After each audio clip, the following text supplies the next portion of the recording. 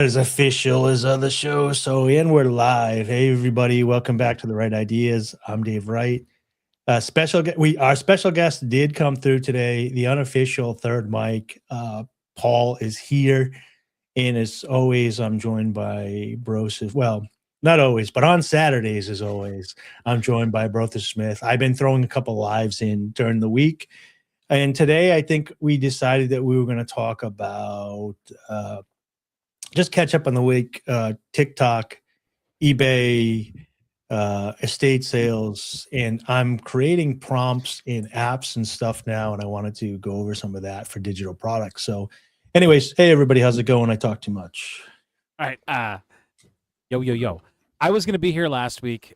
I got an invite from Dave, but I was way too depressed, and I will make this story as quick as possible as I can. Last Wednesday, not the Wednesday that just passed, but the Wednesday prior, I do a stream on Wednesdays on Rumble, and I was doing the stream, and I got a sale. Sold a pair of female pajamas, still brand new in package.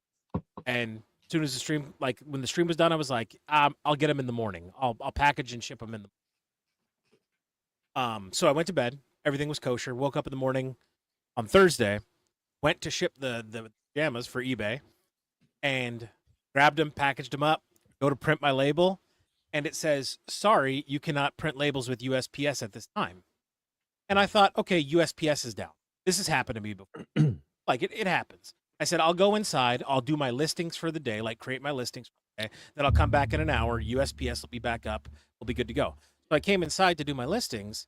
And as soon as I go to start a listing, it's like the first thing, as soon as I hit create new listing, sorry, your account's been removed from eBay and you're restricted from doing anything on eBay. And I'm like, well, that's not. Let's go. What?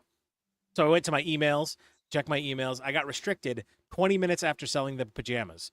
So now I've got a pair of pajamas that I have to ship by today, or my account goes ding. So I had to go to a third-party app. I went to Pirate Ship. If you guys ever get in the selling game, like I use eBay selling game, a lot. Yeah. Make sure you create a Pirate Ship account too as a backup. It's always good to have a backup of everything. Pirate Ship has the best discounts outside of eBay. eBay's discounts for shipping are better, but Pirate Ship's better than next. So I went to Pirate Ship. I bought a label. Then I went back into eBay, and I'm like, will it let me upload the tracking information? And it did. So if your account's restricted on eBay, here's what I learned. You can still upload tracking information, and you can still refund people. That's all you can do in eBay when your account's restricted. You can give money away. That's it. Yeah. So, but at least they let you do that. I've had, not to interrupt the story, but I had eBay go down on me before too, and it was a nightmare. And I lost a lot of respect for eBay as a company when it happened because, just short story, but I had bought, or I was able to get a pallet of baby formula during that baby formula shortage that Biden had going on during the elections. And I was selling it typically, and then they shut it down and said, you can't sell this. And eBay blocked me. They ended my account. I kept showing in the paperwork, it get reinstated, blah, blah, blah. And literally the day after Biden announced the shortage, we've finished the shortage. It's no longer a shortage. My account was up, back and running, and they let me sell and put it all together. So I was like, oh, these guys, like everything else, are tapped into the establishment and they follow orders to get rid of people or whatever. Yeah. But anyway, so I've dealt with the bureaucracy of eBay before, when you get your account shut down and they're like, we don't know. And you keep sending them stuff and it's an automated response. And you're like, am I ever going to get this back? I had $5,000 on there. I'm like, am I going to get that money back, or am I just doomed? So I'm a top rated seller. This is my livelihood. I have customer reps at eBay. I have a number to call if there's ever any issue. So obviously, first thing I do is I go to call. And of course, when you call, you have to verify who you are, verify your account. As soon as I verify my account, the automated system says, I'm sorry, your account's restricted. You are not allowed to talk to customer representatives. I'm like, shit. Okay, what's the point? What's the point of this number then? What the hell? Yeah. So I'm like, okay. Exactly when I need this number. Yeah. Let's see if I can request a call back, knowing I wasn't going to be able to. Went on, I couldn't. It's your restricted accounts can't request a call back. So what I did was I went to my personal account that I haven't used in 10 years, and I requested a callback on my personal account. So then they called me, and I'm like, "Ha, motherfuckers, got you." And then Yeah. okay, so this is who I am, Phoenix Sales 85, yada yada. They look it up, and they're like, "Okay, sir," they're like, "You did nothing wrong. You are one of the best sellers on our platform." I'm like, "I know, I know I am correct." And they're like, "Here's the thing: the federal government requires all digital commerce companies to do audits on identity verification for their user base that pay anybody they pay." And I'm like, okay. And they were like, every year, our trust and safety team, who's walled off from the rest of eBay, like they're in a locked room that's separate from us. We can't call them, we can't talk to them, we can't email them. They randomly, and they said hypothetically, they randomly pick 10,000 users, and they want to verify their account and ID. And in the email, it said you had to send verification. I had to fill out paperwork for verification, even though it's all the stuff they already had: my driver's license, Social Security. I was about to ask. I was like, okay, so should I up? I thought I did all that. I did exactly. Yeah. You do that when you create a seller account. Yeah. So I was like, okay, but they have to every so often, like they just have to randomly pick users to re-verify them to appease the federal government. So this Yeah. goes back to what Dave says of they're following the regulatory system, which is fine. I understand it. Like I get it. The initial email I got says take 1 to 3 business days for the trust and safety team to review your paperwork. Ended up taking me 7 days. And the whole time I reached out to Ask eBay on Twitter, Facebook, eBay. They were great. But I have to say, as the general customer service reps and the social media reps were phenomenal. Like I could talk to them. They told me, they're like, I know it sounds like this sucks for you, but you did nothing wrong. You are a great seller. We do value you. We're sorry this is happening, but you just have to let the process out. So I got a 1 week unpaid vacation from eBay. And after that, watching you guys, it was funny watching you guys. I was like, damn it, do I have to go and get like a real part-time job? What do I got to do? And I'm like, wait a minute. We lost your job back in 2024 and started this eBay journey. You also signed up for all the rideshare apps, and I did DoorDash for a week, and I never did an Instacart order. But I went back, all my accounts were still good. So I started doing DoorDash part-time because I don't want my whole income based on eBay, and then for this to happen again and have nothing come. That's, Yeah. I mean, so many times, and I keep falling for it over and over again, where like I did real estate inspections and I built up this huge company prior to COVID. And I was literally in the tops of the mountains taking photos of cabins that weren't even used by people. And I've told this story before, but basically the government's like, you can't do that. It's not an essential job and you're going to get people killed. So I had to close my doors to my inspection company, start Instacart. And the only place that people could go during the pandemic was grocery shopping. So I went from seeing nobody every day to being surrounded by thousands of people at the grocery store shopping in the name of safety. And then I got into Amazon, built the Amazon, kept expanding the Amazon, got into import and export. And then Trump launched the tariffs and just like destroyed the people that I was dealing with. So now I'm rebranding that again and I'm doing the TikTok. But now I just saw on TikTok this huge, the number one seller on TikTok shop with like 6.7 million followers or something just got banned last night because they claim something's AI because he had like him doing a video and there's like a icon in the bottom corner and he can't get his account back. Jeez. So it's now I'm starting to be like, no matter where you go, there you are. And it's like these, if you work for these companies as independent contractors, they can just destroy everything you worked for. I mean, they've kicked people off YouTube that were doing that for a living. They've done it at every step of the way for different people. And I obviously know your guys' philosophy. I've always been of the standpoint I don't want to be on for reselling specifically. I don't want to be on multiple platforms. To me that sounds like it would be a nightmare. Like having to upkeep all the different apps. I said I'll stick with eBay and I'll put all my effort into eBay. Downside of that, what just happened to me? I put all my eggs in one basket and I did not draw an income. Now I evolved from this.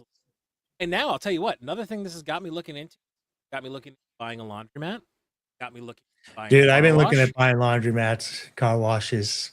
Yeah. Oh. Dude, the numbers are there. I And I'm missed not- it because the place up the street from me that I go to was an old couple that was doing everything on paperwork with cash and everything.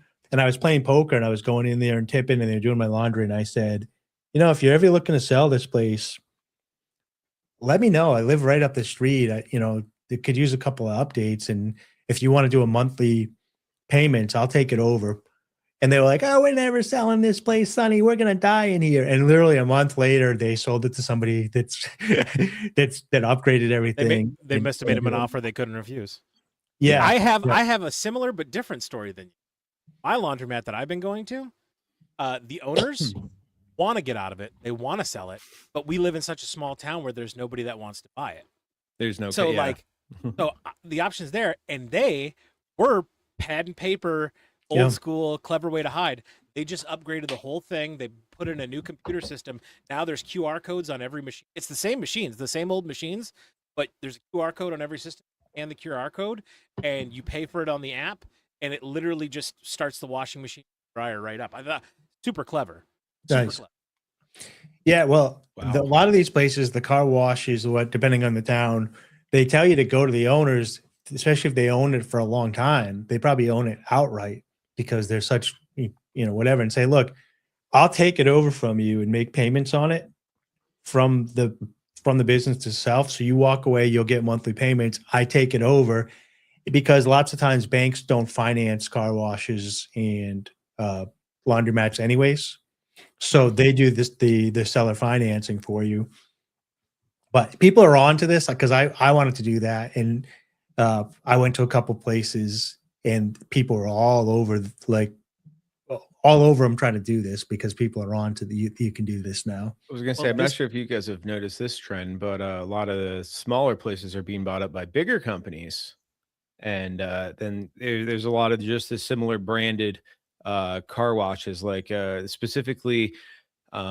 I don't know about so much around here, but over in Utah, I remember when there was like all the same brands of car wash, like just popping up. Could be local, but also they're popping up all across the Wasatch Front. Well, there. all big corporations start off as mom and pops. And Yeah, then just grow exactly. And grow, but and grow but and also evolve. back home in Maryland too. Like when I went to visit, like, I mean, holy cow, it was like 4 or 5 years ago now, but and my parents have said it's only continued, but like they just keep popping up new, big company car washes, and not like local ones there. And so I think in many places the big small mom and pop ones with younger people maybe that are expanding their business, thinking more investment minded rather than more, local community minded. I just have my business and I'm happy to, have that, which is the I'll live old and way die of here. thinking. Yeah. As long as I'm paying my bills, putting aside money for savings if I retire one day, I'm happy doing. Well, the young kids too have been taught, and they learn this is the difference between a business owner and a business operator.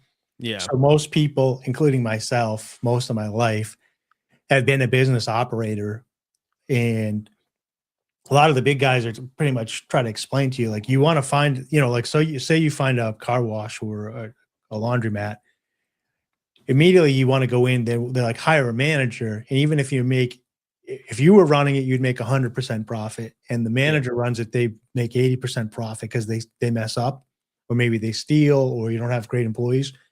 You're still making 80% while you sleep, and then you can go do 100% elsewhere. So you're making 180%. Yes. And so a lot of times with my mindset that I got to get used to is delegating responsibilities, is finding people that can do 80% of the work for me, let that run, and then grow. Because I have a direct thought on this because as Paul was mentioning, before the mindset of just, all right, I'm going to focus on eBay, just put the eggs in that basket, grow that brand, focus on, being a solid seller there, and, not spreading myself too thin. That's kind of where, I was at too. And then for a while I've been, buying some estate jewelry and stuff like that.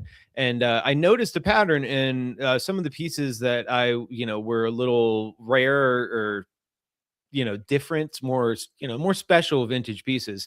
I would only like find the exact piece like on either Etsy or Poshmark, and it would always be sold. And then I'm like, okay, cool, awesome. So that seems like a price people would buy it at. And then I pop it up on the eBay store. And of course, I know it's not going to sell immediately, but it's got minimal views. And so that's one thing I was thinking about, not, going to other platforms, but specifically to your point, Dave, about, delegating responsibility. I've been looking into cross-posting apps for cross-listing apps for stores, which the downside I've seen for them is that they only operate if you have a Chrome tab running up of that specific, from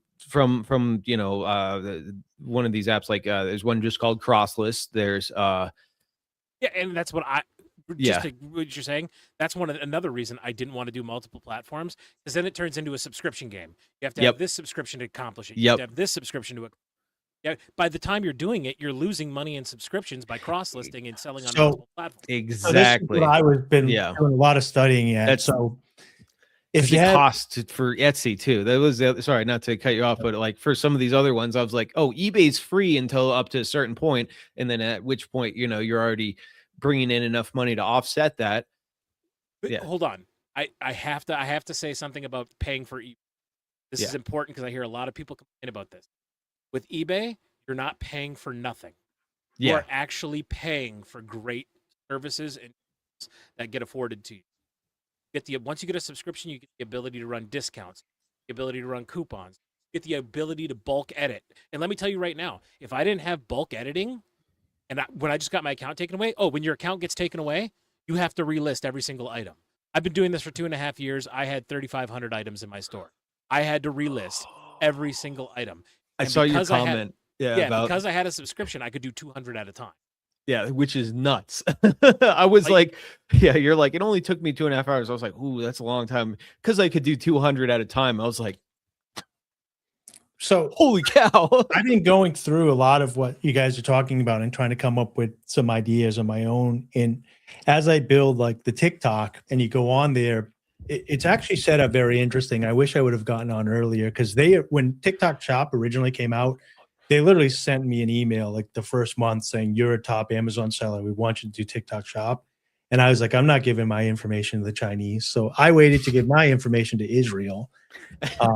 Smart move, man. Yeah, it's a whole different story.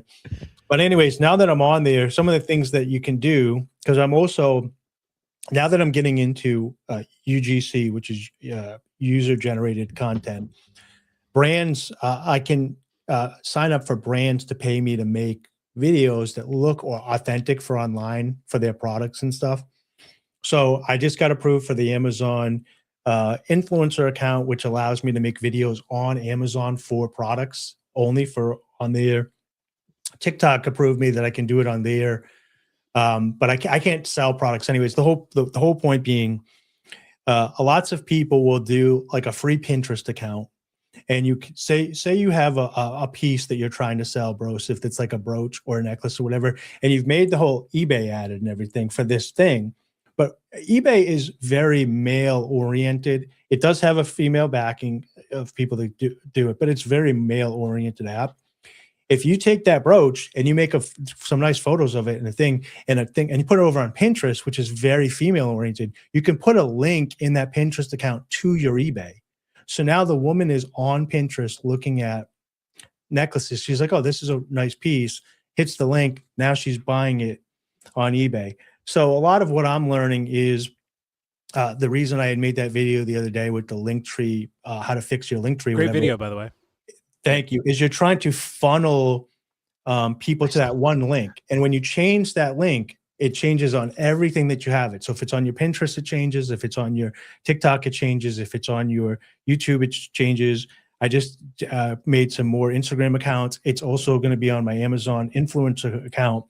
So you can funnel everybody back to this one place. And then if you get shut down from eBay people can still find you there and figure out the new place that you're putting stuff at or on or whatever, if they're invested in Yes. you and not just the randomness. But there is free ways to drive traffic. Like for one thing is I'm going to be doing with Amazon that I hadn't done in the past for free advertising is start putting the products for my page that I'm selling onto a Pinterest with the link back. So when people that go on Pinterest to find that stuff, it's funneling them back to Amazon. And now you can link Amazon products to TikTok as well. And you can funnel them, back and forth to wherever you need to for pretty much free. It's just you're getting eyeballs on it. Yeah, and that's and the attention is the important part. Like that's when I first started the eBay thing, I didn't want it to be affiliated with me as a human brand because I know who I am as a person. I'm a controversial and I'm not changing for anybody. So I always wanted to keep eBay and the Paul thing separate. That's why I went Phoenix Sales 85. That's why I tried to brand it separately. Then I did the Phoenix Sales YouTube channel. That obviously really helped me out. I got monetized in my first month on YouTube, which I did not see. And I need to put content. Is his mic cutting out again? I was just about to say it? I'm hearing it. I'm hearing it. it. Didn't take anything. Yeah. Test. I just it's better the closer you are to the microphone. So I don't know if Oh, I know what this will get better. Hold on. Should be better now. Yeah. I hit a button. Oh, okay. Seeds of knowledge, dude. I mean, you start putting your mic on mute. By the way, Dave, I didn't mention. I don't think I sent you this because I just found out last night and I was like, ooh, I could save this for the show. But so my brother was talking to me a couple days ago. He's a bodybuilder. He does basically his Instagram, Facebook, and TikTok is just like fitness shit posting. Yep. It's great. It's just rage baiting and stuff like that. But he got monetized on Facebook and he said that he got a message, back in February. And I guess, in a couple months or, in the first month or so, he made like $100-something bucks. And I was like, cool, awesome. Let me look into that. Forgot to look into it. Got on the phone with him again last night. And I was like looking through Facebook and I was like, all right, let's see. And he was like, he's like, don't put, too much faith in the Facebook thing. He's like, I don't know, he's like, it was weird. I just got to notice that I got monetized. And so I was like, all right, let me see if I can look at, I am eligible for monetization on Facebook. Nice. I just figured that out last night. It just, I didn't. You know the requirements for Facebook? I don't have them. It says apparently some things it's either you need to have 5,000 followers or 10,000 followers, have a bunch of, views or something like that. It said you are eligible for monetization. I did not click further because I was on the phone with him. I was like, I need to focus on that. This is something I need to like, but so, because he's like, I only had a few hundred followers when I got the notification. And so, they changed it all. Like each platform changed. Like YouTube used to be a solid 1,000 subs with 4,000 watch hours. Yeah, that's still that way for AdSense. But you can get monetized for like super chats and stuff like that now. I think at 500 followers. Yeah. So I'm gonna get the Facebook because I figured that out when I was trying to cross post videos from TikTok to Facebook. I was gonna do the ones that I've done the past couple of days, download them and repost them to all the other platforms. But weirdly now, TikTok is giving me a glitch when I download a video that the video and the audio are off. It's not. They're off, or the audio is quiet. It's out of sync with my mouth. So I did see that. So what you want to do is before you upload to TikTok, you want to get TikTok camera. You want to film inside TikTok camera, and before you upload, just hit save to drafts, and then that'll create your original file. Then you can upload then you can download that draft to your phone, then upload to TikTok. If you download it from TikTok, it actually lowers the voice and all that stuff because they don't want you putting it on other And platforms. that probably sets off the audio and the video. Yeah. Okay, all right, that makes sense. So, That makes sense. quick question for you guys, because Yeah. I'm not in the TikTok, Instagram game. I'm not on any of that stuff. As far as content creation goes, all I have is my YouTube channel, which I haven't posted a video. I used to post consistently once a week up Yeah. until last November when I bought my house. I had my house delivered to my property, and then ever since then, I just haven't been doing it. But my question for you guys is, though, with doing everything you have to do for your selling business, and Dave, you got the medical thing, and Broseph, I know you got a couple other irons in the fire. I approach this from a film editing background, like not as like I've ever been classically trained. I've always done it as a hobby since I was in high school, which was 20 some years ago. So, and I'm also in college for professional. Yeah, I'm in college for graphic design now. So I have a very perfectionist mindset where, like, when I do put out a product, I want it to be quality.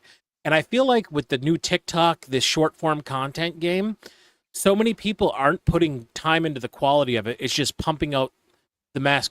How do you guys deal with that? Because I would feel going that route would take up so much time of having to make content on top of everything else. I had to just do it. I'm going to say I was against it at first, but you kind of figure it out.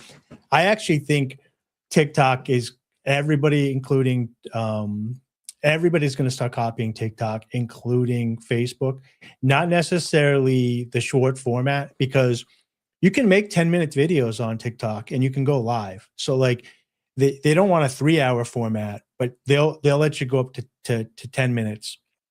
But here's what I really enjoy about it is it's very centralized, first of all, in the fact that it's owned by one place that's trying to control this platform and making it all in one.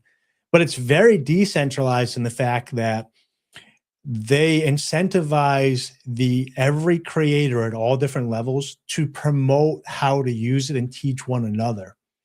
So as I got on the app and I started growing, I was looking at this one way to monetize, which was the affiliate program. When you hit 5,000 followers, you can start getting commissions from the TikTok shop, and people like make a lot of good money, and you go live and blah blah. How long have you been had that now? I don't have that yet. I have the 5,000 followers, but I didn't get approved. But on your way to that, they said, oh, you can go live. And then at first it says go live 3 times. Oh, you've gone live 3 times. You can monetize your lives now if you want by adding these to the thing and building community. Then you can open the app and it'll tell you what pieces of content are missing from the app. And you can click on that and create a piece of content. And those pieces of content have pools in them. So it'll say, hey, we put $3,000 into this pool for creators. We need these videos out to teach people how to do this on the platform. And so you can click on that thing, make user-generated content, and then it'll pay you per view until that pool's empty, and then it goes to another pools. But you can sign in every day and look for content that they need created. And a lot of it is explanation videos for the site itself. Education, yeah.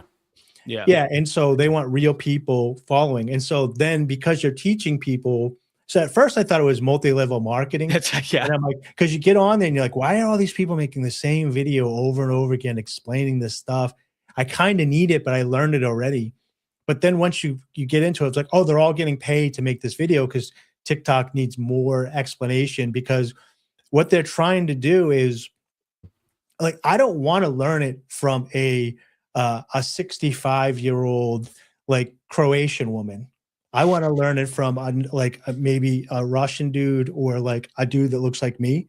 So when you're on there and you're matching up into these pairs, you're trying to find the person that teaches you that you connect with the best, not just one person. So you get a very unique user experience. And as you grow and different things unlock, your For You page changes. So like when I was like got to the point where I'm like, oh, this thing unlocked, that's cool, I can make money. I started getting videos for UGC, and I was like, what's UCG? And it's like, oh, it's user generated content.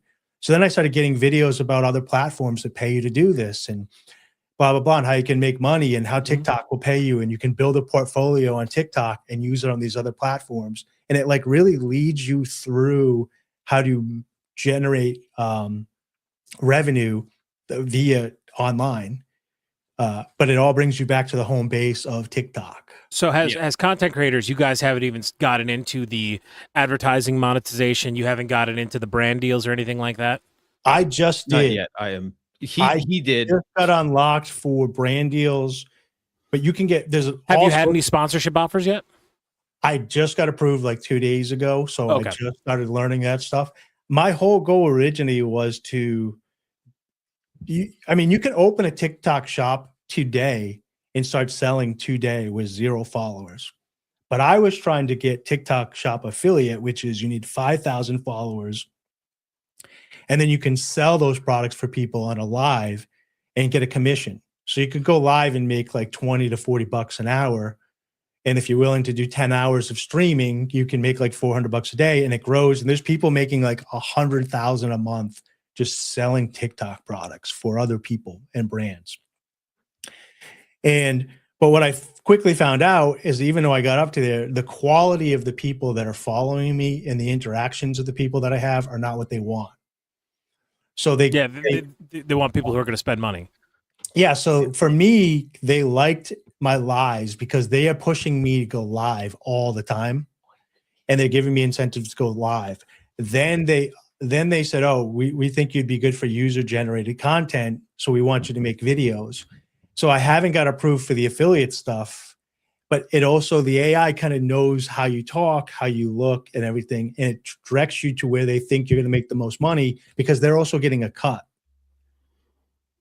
Right. So if you kind of they're making money off of you. Yeah. So if you lean into the algorithm and into the stuff they're feeding you, supposedly you're going to be successful. Like I was like, oh, I want to go here. But they're like, actually, you'd probably be better over here. We're telling you, and we make a cut out of it. So why would we tell you to go over here if we thought you would make more money? Over here. Yeah. So I lost my job May 1st of 2024. I built my eBay account on May 3rd, and I didn't list my first item until May 10th. So from May 1st till May 10th, this was like Paul's period of what am I going to do in life? Yeah. Am I going to go fill out another application, go back to the regular grind of a 9 to 5? Or is this the time in my life where I grab it by the horns and I say, I'm going to go for it? And I decided on May 3rd, when I built the eBay account, to build the YouTube account too. And my approach on it was, I'm going to build a YouTube account that says, hey, I have no clue what I'm doing with eBay, but I'm going to turn a camera on and I'm going to film it the whole time and the whole ride. It blew up like crazy. I got 1,000 subscribers after the first video. I got made for money. How long ago was this? 2024. Okay. So then I got qualified June 3rd for monetization. You have to go do everything with Google AdSense and get all that stuff approved. That took another month. So YouTube was making money off my content for a month without paying me until my AdSense got approved. That got approved on July 4th. It was on 4th of July, 2024, when I started seeing the money come in. Now, the AdSense are great. What I didn't see coming, like what completely floored me, was sponsorship brand deals. Those started rolling in mid-July. And you guys are going to hate me, but I turned down hundreds of thousands of dollars in brand deals because I have a conscience. It's literally like, as soon as you get it, like these companies, their marketing departments are literally scouring YouTube for who's blowing up, who people are watching, and they're emailing you saying, hey, we'll give you $7,000 for a 30-second ad. And it's like, oh, great. That sounds cool. I want to do that. What do you sell?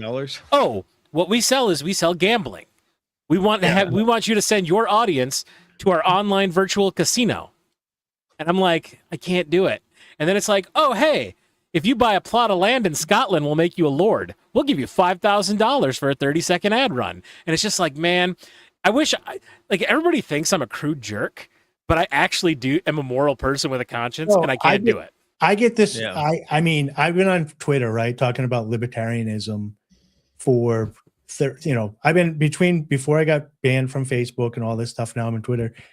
People always say, oh, if you like that, if you're a libertarian and you're into, why don't you go live your values? And like, they're so blind. You don't even understand how fucked up my life is for living my values within a government. Sorry for my language. I try. Do we get an F word pass? Do me and Broseph get one? No, I try to keep this is my I hot spot. I try let to one keep blast this- earlier. So I try to keep this family friendly, and I wanted to do this business idea, but like the amount of business opportunities that I've turned down because of my morals, ethics, and values in life, and trying to walk my libertarian values throughout life has, because we live in a very controlled setting or whatever that's, doesn't put values on that stuff, it is much more difficult. And as time has gone on, it's become more struggling. So I do totally feel for you. The amount of opportunities that I've turned down, hoping that it like catches on and other people start doing the same, and society itself starts valuing, a value again. Like instead of it being like, the goal is money. The goal is to make value. The byproduct of that should be the income that you're rewarded with. The closest I ever came to signing a contract for a brand deal was, and I won't say the companies, I won't say any of the companies' names, but one was a printer, a label printer, a label printer company, and their offer was modest. It was like $700 for a 30-second ad read, and they were going to give me a free printer. You want to know what killed the deal? Yeah. Is I said, hey, I'll take, because they were selling printers for about $200. And they're good printers. I mean, they're quality printers. I said, I'll take $200 less, which is $500, and then give me 2 printers so I can give one away to my audience. And they would not do it. They refused to do it. And when they came back and they were so hostile about refusing it, they're like, we'll give you $700 and a printer. That's it. I was like, I don't want to do business with you. Like, what I wasn't asking you to give me an extra free printer. I was willing to deduct the cost from my pay just so I had something to give away. You know what I mean? Yeah. See, so just to get on but off topic a little bit. So this is a company. There's multiple ones. I'm working on some lists and stuff. This one's called Join Brands, but you can pretty much go on here and find brands that you align with. And then go to them in like, I'm signed up with Amazon. I have an Instagram account with no followers on it, but I have this YouTube channel. I have the TikTok shop, and you can go on and sign up, tell them what it is. And you can go and find brands here and what they pay you. And for like this one, some of these are like $5, right? But this one you can earn $78. 15. This one's $100. So you get paid for following the instructions and creating the video. And once the video meets their criteria, they pay you. And then they upload it to their site and you get a link.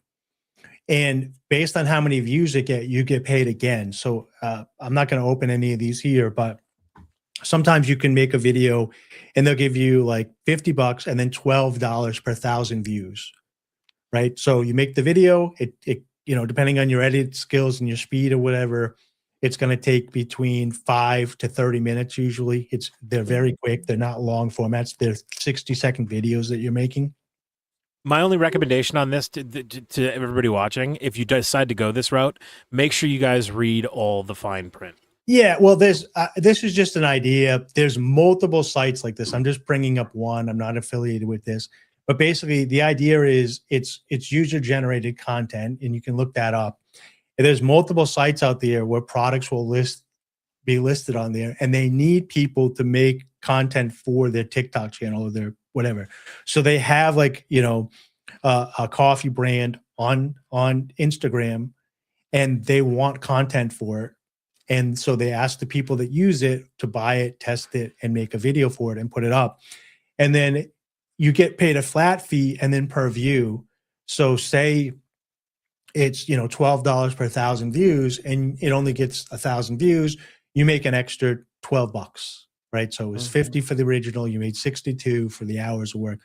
But if you make good content and it gets 1 million views, you get paid whatever. And then what you can do, depending on what you sign, like Paul said, usually you can go and you own the content that you create. So if you make a video that gets very popular, you can call them back and say, okay, well, our contract's up and I want to buy it back from you.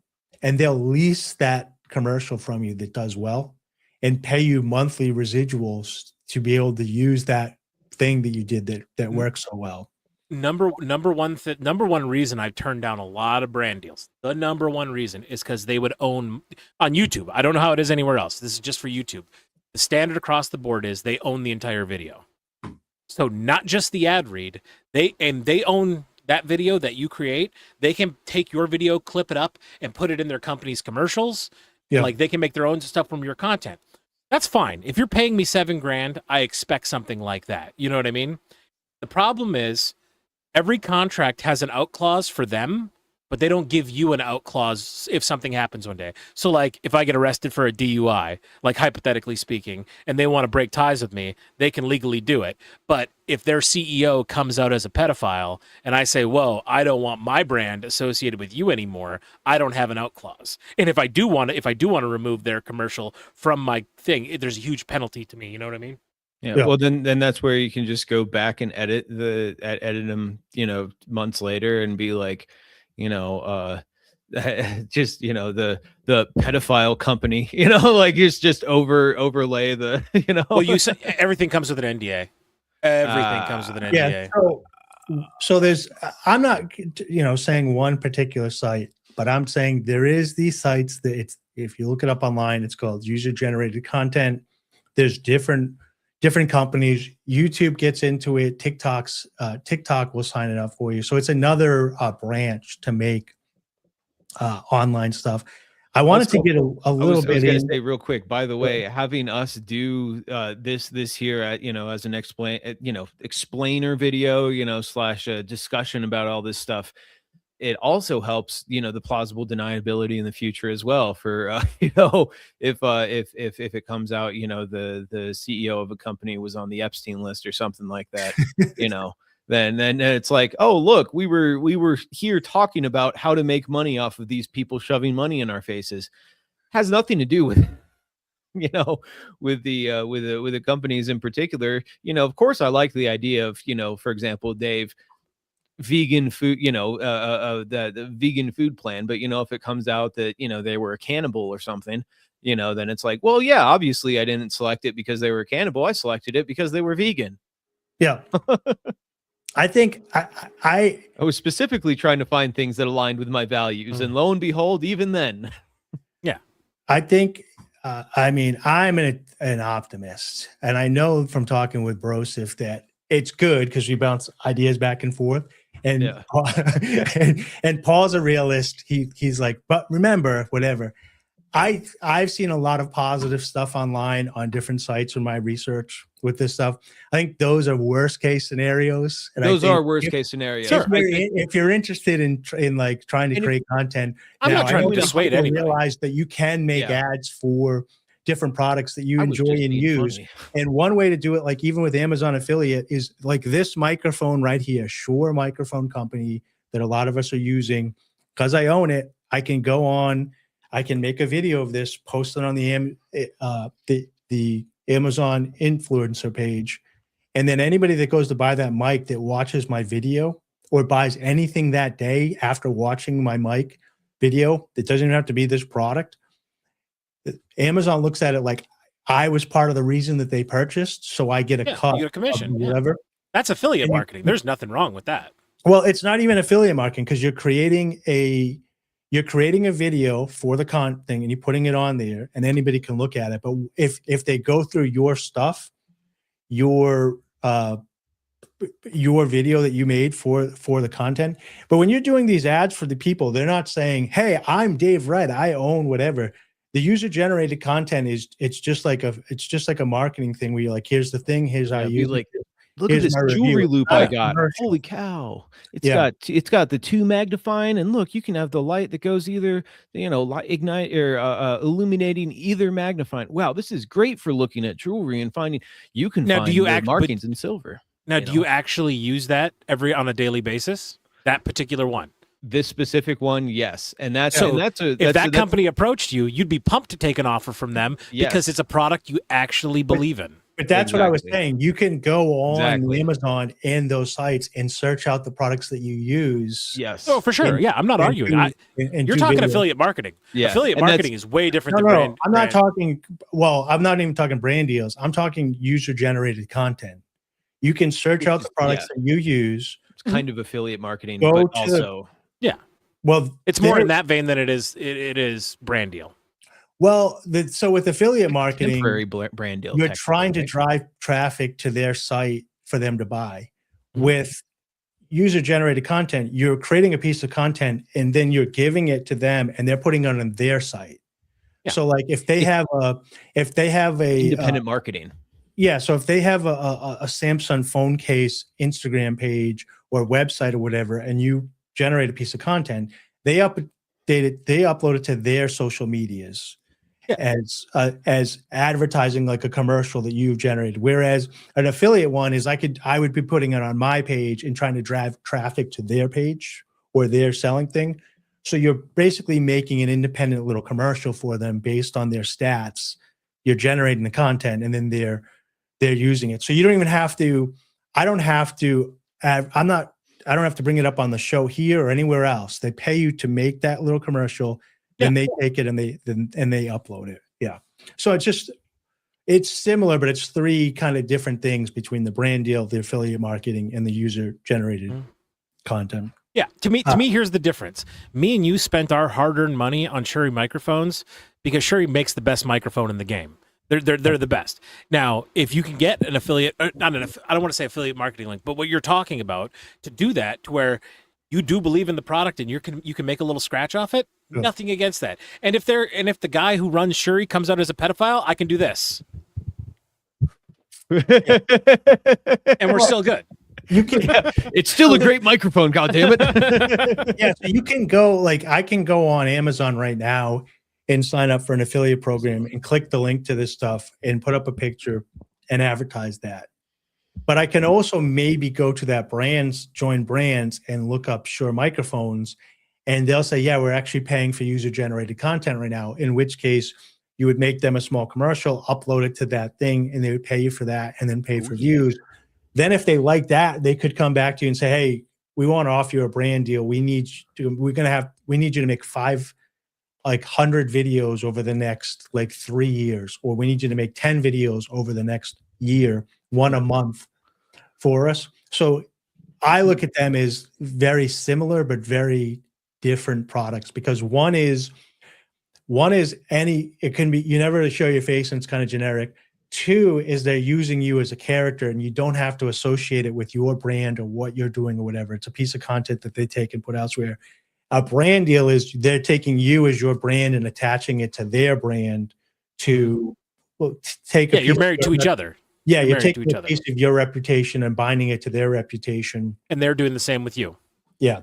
And your audience. But with the user generated content, they're not using your audience. They already have an audience. You're creating a piece of content that they're going to share with their audience to see if they like. That someone one day who is your audience might see it and be like, what? I guess what everybody has to do this individually. They have to ask themselves what their goals are.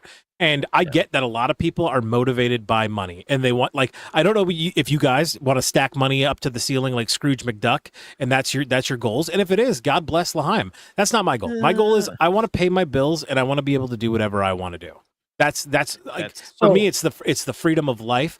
And I wish there's times I do genuinely wish that I just did stuff for money and I didn't you know what I mean? Yeah. But my question for you guys is, with that mindset, because I think you guys are a lot like me and we have the entrepreneurial spirit.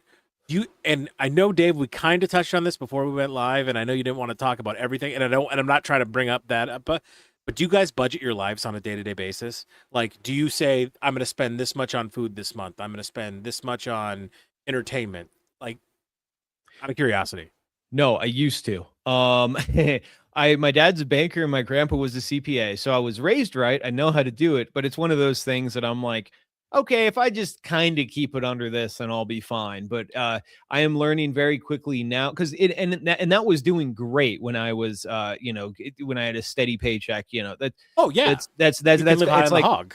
yeah, exactly. It's like, because it's, I'm like, okay, this much towards savings, this, and then basically allocate the rest for this is what I'll need, right? Put this much to savings. This is for what I'll need for, around this much for food. But it wasn't I'm gonna be honest, I didn't sit down, to spreadsheet and like calculate exact numbers, go back and see what I spent. It was one of those, it was also a vibe thing, because even before I lost the job, I was, telling my wife, I was like, all right, this is about the time when we should start going chicken and rice versus, Tighten the belt. nicer stuff, like because it's during the wintertime, the pest control season slows down anyways. So that's what I was doing before. So I was like, all right, let's tighten it up a bit. We went on a couple of vacations. It's time to save. So I was like aware of it, but I'm very quickly learning at this point. I'm like, I still set a budget. Like, for example, when I go out to buy stuff, when I'm out, the thrift store, estate sales, etc. I'm still like, okay, this is how much I'm going to spend. But it's neither of you are LLCs, right? We're all individual I'm an sole LLC. proprietors. I'm an You LLC. are an LC. Okay, Yeah. this is interesting now. Now this is good, because when it comes to It me, doesn't do a ton of difference for you. I'm not an S corp. I'm just a limited liability. like, yeah, company. you're a limit. Yeah. It's good because it protects you legally from a lot of stuff, like especially with bankruptcy laws and that. But to the point where I was going to go with Broseph, I treat Paul the person and Paul the company completely different. Like, Paul the person is hyper budgeted, and the personal life, when it comes to the business, I still keep every receipt and everything like that, but I don't worry about the spending, because I know whatever I do spend, it's coming. Uncle Sam's not getting it at the end of the year. You know what I mean? Yeah. Like, I'm taking it away from Uncle Sam. So I'm a lot more loosey goosey with the business Paul than I am the personal Paul. Back to the drive and making the money or whatever. So I thought it kind of went without saying, but I guess it doesn't go without saying, because I just know who I am. But like, for instance, I'm like, oh, I'm coding and learning to code. I'm learning to prompt. I'm not coding. I'm like learning how to write really good prompts for things that can code and build stuff and build apps using AI as the help. And then I was like, yeah, and then I want to monetize it and make this product for people to use that might be useful. And then people are like, oh, so you want to make money? And it's like, well, no, like, once you create it and you've got this skill, in order for you to figure out if the skill is actually good and adds value, and I should continue to do that, you have to present it to your fellow man. And if they find value in it, they give you some money for it. So like the one of the ways that you kind of figure out what you should be working on is that your fellow man gives you value in return for it. Now, it gets convoluted in today's society because there's a lot of imaginary money being printed and handing out to people that aren't adding value. If you had to say if people were doing that, what people would you say are doing that, Dave?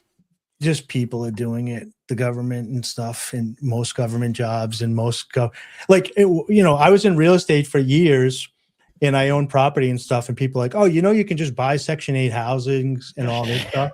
And it's like, yes, of course I know how to do it. I refuse to do that though. Yeah. Like, I'm trying to explain to you guys, like, by example, that you can live a healthy mental life. Yeah. But anyway, Yeah. So as far as the stuff that I've been building and working on and helping and coaching and getting involved with, I'm trying to tie myself to projects that I like with people I can help, and then continue working on the stuff that I get financial feedback from, and like, okay, this is something that's adding value because people like it. So I'm really enjoying AI, everything AI can do. And as I grow with that, things are opening up. But as I went on like TikTok, for example, and I was like, all right, I don't really like how this is. It's, this particular part of it when we started, I was like, I don't want to do this. But as it started learning me and started giving me the content that I actually like, which is calmer, informational content, it did direct me to some businesses and stuff that I was like, oh, I could see myself doing this.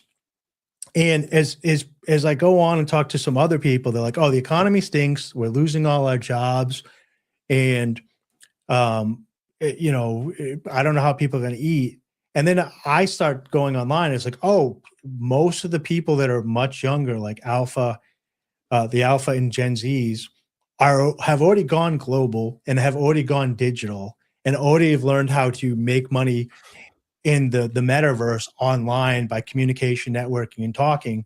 And the people that are saying that there's no jobs, there's no money, and nothing going on, are the ones that are living, in 1975, where you get a job and you. I mean, even in 2005. Well, I mean, like, Yeah. because that's like I was just gonna say that's I mean, even I'm 32. I'm like right at the cusp of the people who like grew up before everything became extremely online social. Like Facebook came out like 2008, 2009. I think I got one like 2009, 2010 or something like that.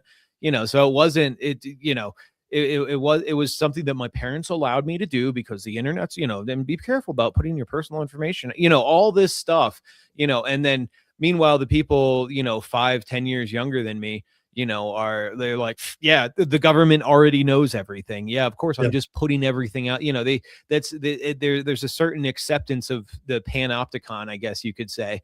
And, that's just embedded in their psyche and how they interact with the world. And because of that acceptance, they're able, and, it's not just, people curmudgeonly, rejecting the internet, but it's just the acceptance of, this digital world as a part of everyday life that they've already fully integrated themselves into, that even I'm probably the youngest of the people who are like, all right, how do I figure out this new digital world? but here's the contrast to that. I think the younger generation has less of a concern about what comes next in life. That's true. I think the younger generation aren't thinking about retirement. They're not thinking about they're literally living. And trust me, this is a youth thing. Like when I was young, it was live for the moment, but I got over it because I lived in a world before cell phones and internet, where you realize, hey, it's not your body's not going to be able to go and work 40 hours a week every single week for the rest of your entire life. You've got to put something aside so one day you can hang your hat up and call it a day. I don't think the younger generation has that mentality. I think they think they're going to be 21 forever, and they're going to die young. Like they've just accepted the fact that they're going to die young. There is a large portion, of all the different generations that are like, I have tons of friends that fell towards nihilism, and I have a lot of people that are optimistic and business owners, and then a lot of people that still grind away at 9-to-5 jobs. I do see the more positive people moving towards online stuff. To bring it back full to the beginning, some stuff that I wanted to mention, for example, to you guys, is like, if you look at Japan and you look at South Korea, they have kind of adopted online much quicker than we did. They're very far advanced, and the way the technology grows exponentially, I don't know how long it'll take for us to catch up, because we've also get to take a look at what they've done. But right now, they're pretty far ahead of us in a lot of ways. But one of the things they do is online shopping and auctions. And some of the apps that you guys can bundle with your eBay, and I was bringing this to Joe Broseph's attention, is they have What's Not, which literally you sign up and you could just go through your eBay stuff and say, I got this for sale that's this much. I got this for sale, and people can buy it in real time. Then you're selling it. Go ahead. eBay, TikTok added live auctions, so now you can go live and be like, "Here's my shirt. I need $5 for it. Let's go." Blah blah blah. And they're getting a percentage now instead of whatever. So they pump people to you, and then the auction goes up, and in real time they buy it. When you get paid, when it's done, you ship it. And so in real time, if they have a question, they're like, "Hey, can I see the back of the shirt? Is there any tears? What are the buttons made of?" They're like, "Yeah, that's exactly what I want." And you can answer every question in real time. And it sells right there. And then it sells right there. I think it's a great idea. I think it's a great thing. I've contemplated doing it myself.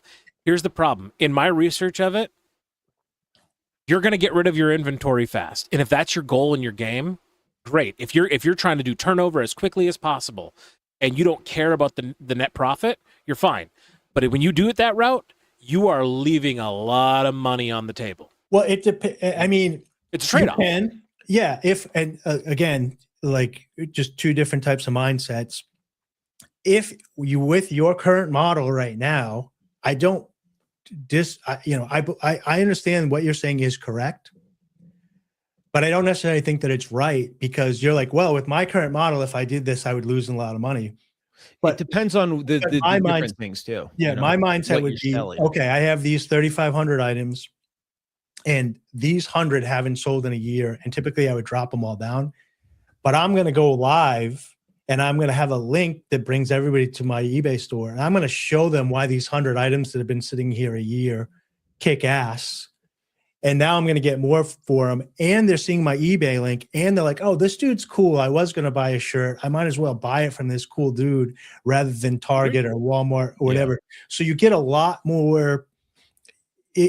You can build different things with this thought. And then you're excited. You're getting energy.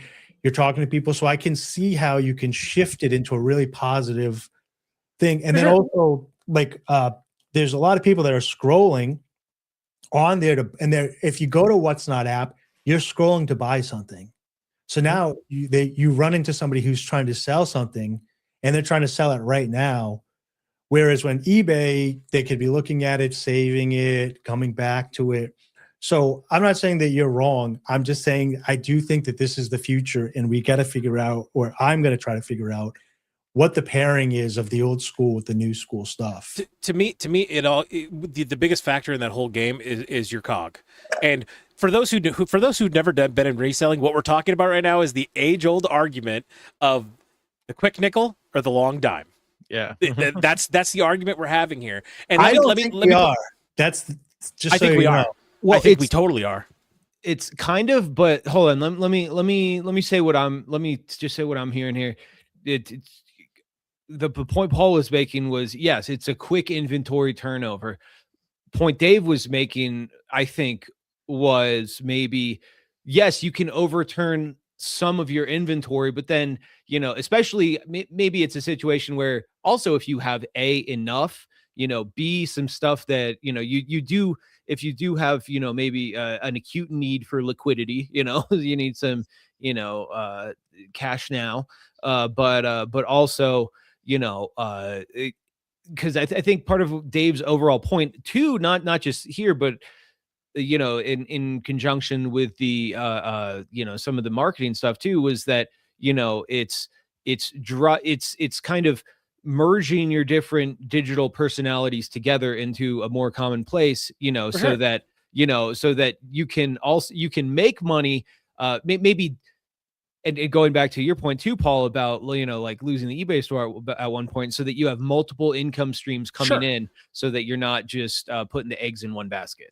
Well, I also don't necessarily think when it's new and people are trying to do quick flips, I do think that you're like dropping your prices in order to get a sale right then. But with the TikTok and the What's Not stuff, but definitely the TikTok auctions, you can still put on those auctions a minimum bid where you don't sell it. So it's like, I'm putting this up to show you and do this thing and sell it. The other big issue is you don't buy it.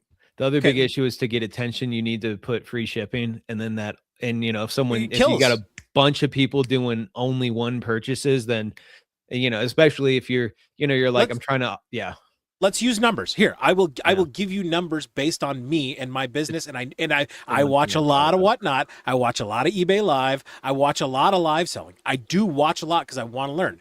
What the average live selling is live selling on eBay video based, or is it just live auctions? They just started it. They started it last year. Broseph they have the same thing.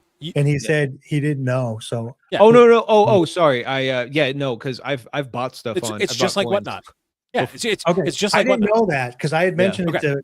I must have misinterpreted you. Yeah, so, maybe I asked it wrong. Let me give you. I want to give you the news by the numbers because I'm really excited about this matters. Do you know what the average? And this is a cross-platform. I sell a lot of shirts. Men's shirts is one of my specialties. Do you know what the average men's shirt sells on live selling for? $5. Between $1 and $3. Oh, okay. Between 1 and 3. Now here's the thing. All shirts, not all, but a standard for my store and the quality of shirts that I buy to resell, $24 is kind of the baseline. That's $24 in sales. All right. As Broseph just said, free shipping is also a factor in this. If you want to move stuff quickly, you got to put, with live selling, you got to put free shipping on it, or you got to incentivize people to buy a lot of stuff to bundle it to save you on the free shipping. That's the other route you can go with. So this, again, the elasticity of the market, I deal with this on Amazon too. So like I can lower the price of something to like 25% profit, and maybe I'll sell 100 of them that month. But if I raise it where I'm making 50%, I need to sell at least 50 of them to make the same profit. But if I can raise the price up, even though my sales go down, let's say, so say I'm selling 100 of them at 25%, I raise the price, so I'm making 50%, and I sell over 50 of them, I sell 75, then it's better to raise the price, because even though they sell slower, I'm still making money. But if it was vice versa, when I raise the price and I sell under 50, then it's better to keep it at the 25% that I sell the 100, because then I can take the money I make and rebuy more product to sell. So as I think we start learning this and more people start going to these selling apps, because Facebook is going to get into it. And when Facebook gets into it, that's going to explode, and people are doing it on TikTok now. I do think that it'll change around the atmosphere of what's going on, where the prices will increase.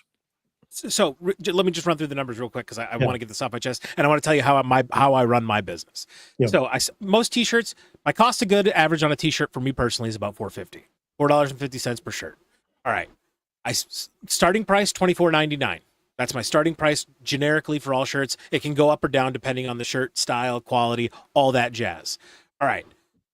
For the first 3 months, I don't do anything with it. I keep it at $24.99, and we go from there. Once we hit 90 days, I will do 25% off. Now, if it sells for $24.99, I'm making about between 55 and 60% profit after fees, taxes, and everything else in it. That's what I'm making profit off of. 25%, you lower that down after 90 days. And then I'll keep it at 25% until it hits the 1 year mark. Once it hits the 1 year mark, I drop it down to 40%. And that lets me walk home with about a 20 to 25% net profit margin. That's how I run my business. I don't have a lot of old inventory. I don't have a lot of stuff that's been hanging around in shirts. I have a lot of stuff that's been hanging around longer than a year, but specifically shirts, because I've actually narrowed that down and dialed it down. The problem is, at my lowest, I'm going to sell a shirt for $12. That's where the lowest price I'm going to sell a shirt for. The average sale of a shirt on live selling across all live selling platforms is between $1 and $3, depending on the platform. I would lose money every single shirt I sold. Yeah, and like I said, when I first about the elasticity of the market, that's that's true, but it's like way on the other end. Now, you'd have to sell like 200 shirts a day to even. Now, to your point, where I've thought about it is if I do amass like 100 shirts that have been in my store for 2 years. Yeah. I'll take those 100 shirts out of inventory and I'll let those fly for $1 to $3. I would do a live selling on those just to your point, to turn it over and get that cash flow in, because the stuff that sits on your shelf doesn't make you money. Yeah. So you're basically, what you are is not selling stuff. You're just a long-term storage for people. Yeah. You're a closet. If we roll the tape back, like I had said in the beginning, I wasn't saying that Paul was incorrect or wrong about this. And I'm not saying you are either. Is the world is not stagnant when, like, you know what I mean? The adaptation of how sales is going to go is going to change. Yeah. And if you're surfing and you're like, oh, I want to surf and I want to have a fun time, you have to start paddling when the white water's behind you and then catch the wave. And so when you're looking at this stuff, and when everything that I'm seeing online, and granted the algorithm brings it to me, is that people want real life interaction with people again on a global scale, because you can't, if I want to buy something in Tokyo or if I want to buy something in California, I can't necessarily shake the hand of the person selling that to me today. Yeah. But I can look them in the eye in the camera and get a feel for them and see if I want to buy from them, and an aura, a vibe, or whatever, the people are saying today. And the live stuff allows me to do that with anybody who's speaking my language on the entire planet with a connection and shipping Speaking my language. to do this stuff. Yeah, but I'm just, you know what I mean? So Yeah. like as it grows, things I've even noticed it from the different podcast stuff that accents are going away. That Yep. like because people that spend a lot of time online talking are picking up a new type of not derelict. You are a derelict. No, I'm just A dialect Same. from the amalgamation of them speaking. Whereas before it was only you going, like when I go up to the top of Vermont, I'll get some French accents, some Canadian accents. Then I go into Boston, I get some New England / Boston accents. You can go down to Cranston. Right now, when you go online, you're getting Texas, Oklahoma, Maryland, Colorado, Michigan. Can I ask you a question? All together? Yeah. And I ask you this because I have a lot of respect for you in your incorporation of AI. I love that you are like, I'm on the forefront of this. I'm riding it. I'm going to be one of the first to learn how to use this to my benefit. How far do you think we are away from being able to have AI do its own live stream with your products where you don't have to do anything? You just got to enter in pictures of like what you're selling and it can generate. You can do that today. Yeah. But you know what I'm saying? You know what I'm saying? Where you could just press Yes. play and the AI will interact with it. Yeah. And leaving Because Dave explain on this to me. screen. You can create a workflow now. I waited too long to get in, but you can create a workflow with Claude bots and stuff. And Kiki, which just got Kimi, KIMI, just got released from China recently. It's open AI. It doesn't just have one AI bot. It's created one AI agent. It has 100 agents. So what happens is when you type it in and you have 100 agents attack it, all the different types of programming try to hit it from different angles and work together to figure out a solution down different avenues. But you can create workflows now. I can create I can take a picture of me and put it into AI. I can take a picture of my product and put it in AI. Yeah. I can tell the product to then make a video of me holding that product and saying this script, and it'll do it. And then you can feed that in and attach it to an eBay account and say, anytime I upload a new eBay, I want you to pull the main photo that I put up from eBay is here, attach it to me, go on to this chat and then write a script for me and then do this and make this video and then put it on the accounts. You can already do that today in 2026. I think, but I'm talking like, I think we're within 10 years where Dave Wright's sleeping in his bed while virtual Dave Wright is on screen holding up products, selling it for $2 to $3 per shirt. But listen to me. But not only that, but like as people are chatting in the live streams, like AI Dave Wright's gonna be like, "Oh, Jenny, that's so funny. Oh, you're in Oklahoma. That's cool. Good to talk." You know what I mean? I think we're within 10 years of it being that sophisticated. And to Dave's point earlier, even if it's only 80% accurate, if you can delegate your time to something that gets you 80% efficiency of what you would be otherwise be dedicating 100% of your time for. Now you can remember earlier, you can delegate that. So, the battle between like transhumanism and humanism with like Neuralink and all this stuff, they're going to do Neuralink, wouldn't you? I wouldn't do Neuralink. Okay. I'm a hippie. I just like tools. So this is a tool that makes jobs easier. But you can right now do that. Let me show you what I've been working on. Let me show you. I'm gonna let my dogs out real quick. I've got an idea for a digital product, by the way. I just want to mention it just so that I can put a pin in it and come back to it later. But all right, so I just want to show. I've been working on prompts, right? So I wrote this prompt here, where I can't show it on screen because I shared it wrong, but I wrote this prompt that basically is going to work for, let me find where.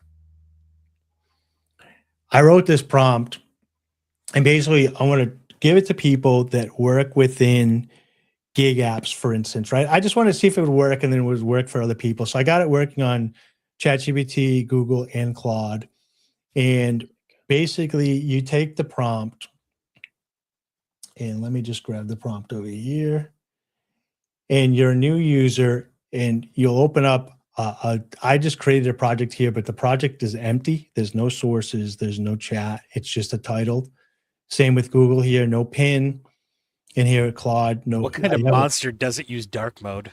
I have a project. I'm not from the light, dude. I'm a cleric. I'm not I cast. Here's my official response to everything you just said, Dave. Ew. I'm Gandalf the White, brother. Yeah. I was down in the ditches of the gray, and when I arose from the ashes like a phoenix, I became Gandalf the White. All right, so I have this prompt, right? So it doesn't matter if you use. I've been working on it. So shout out, Drew. If you have ChatGPT, Google, or Claude. Oh, So pick one at random. I practiced in ChatGPT, but I can use Google. Claude works okay, but Google and ChatGPT works the best. So what's your poison? If you had to say one, if you could only do one, what would it be? I use ChatGPT daily, Same. but I've set these three up so anybody that uses these that gets the prompt can use it. So we'll do ChatGPT here. I'm going to paste this in. This is the prompt that the user is going to get. And what this prompt does is it asks them 4 questions and then creates a new prompt for them. And then they can use that prompt to then on a daily basis on their phone to check orders to see if they're worth it. So who wants to be my guinea pig? I'll be your Huckleberry. What do you need? Right. So I'm going to put this in and it's going to start reading and it's going to ask you for your vehicle year, make, and model. So what's 2008 Chevrolet Impala.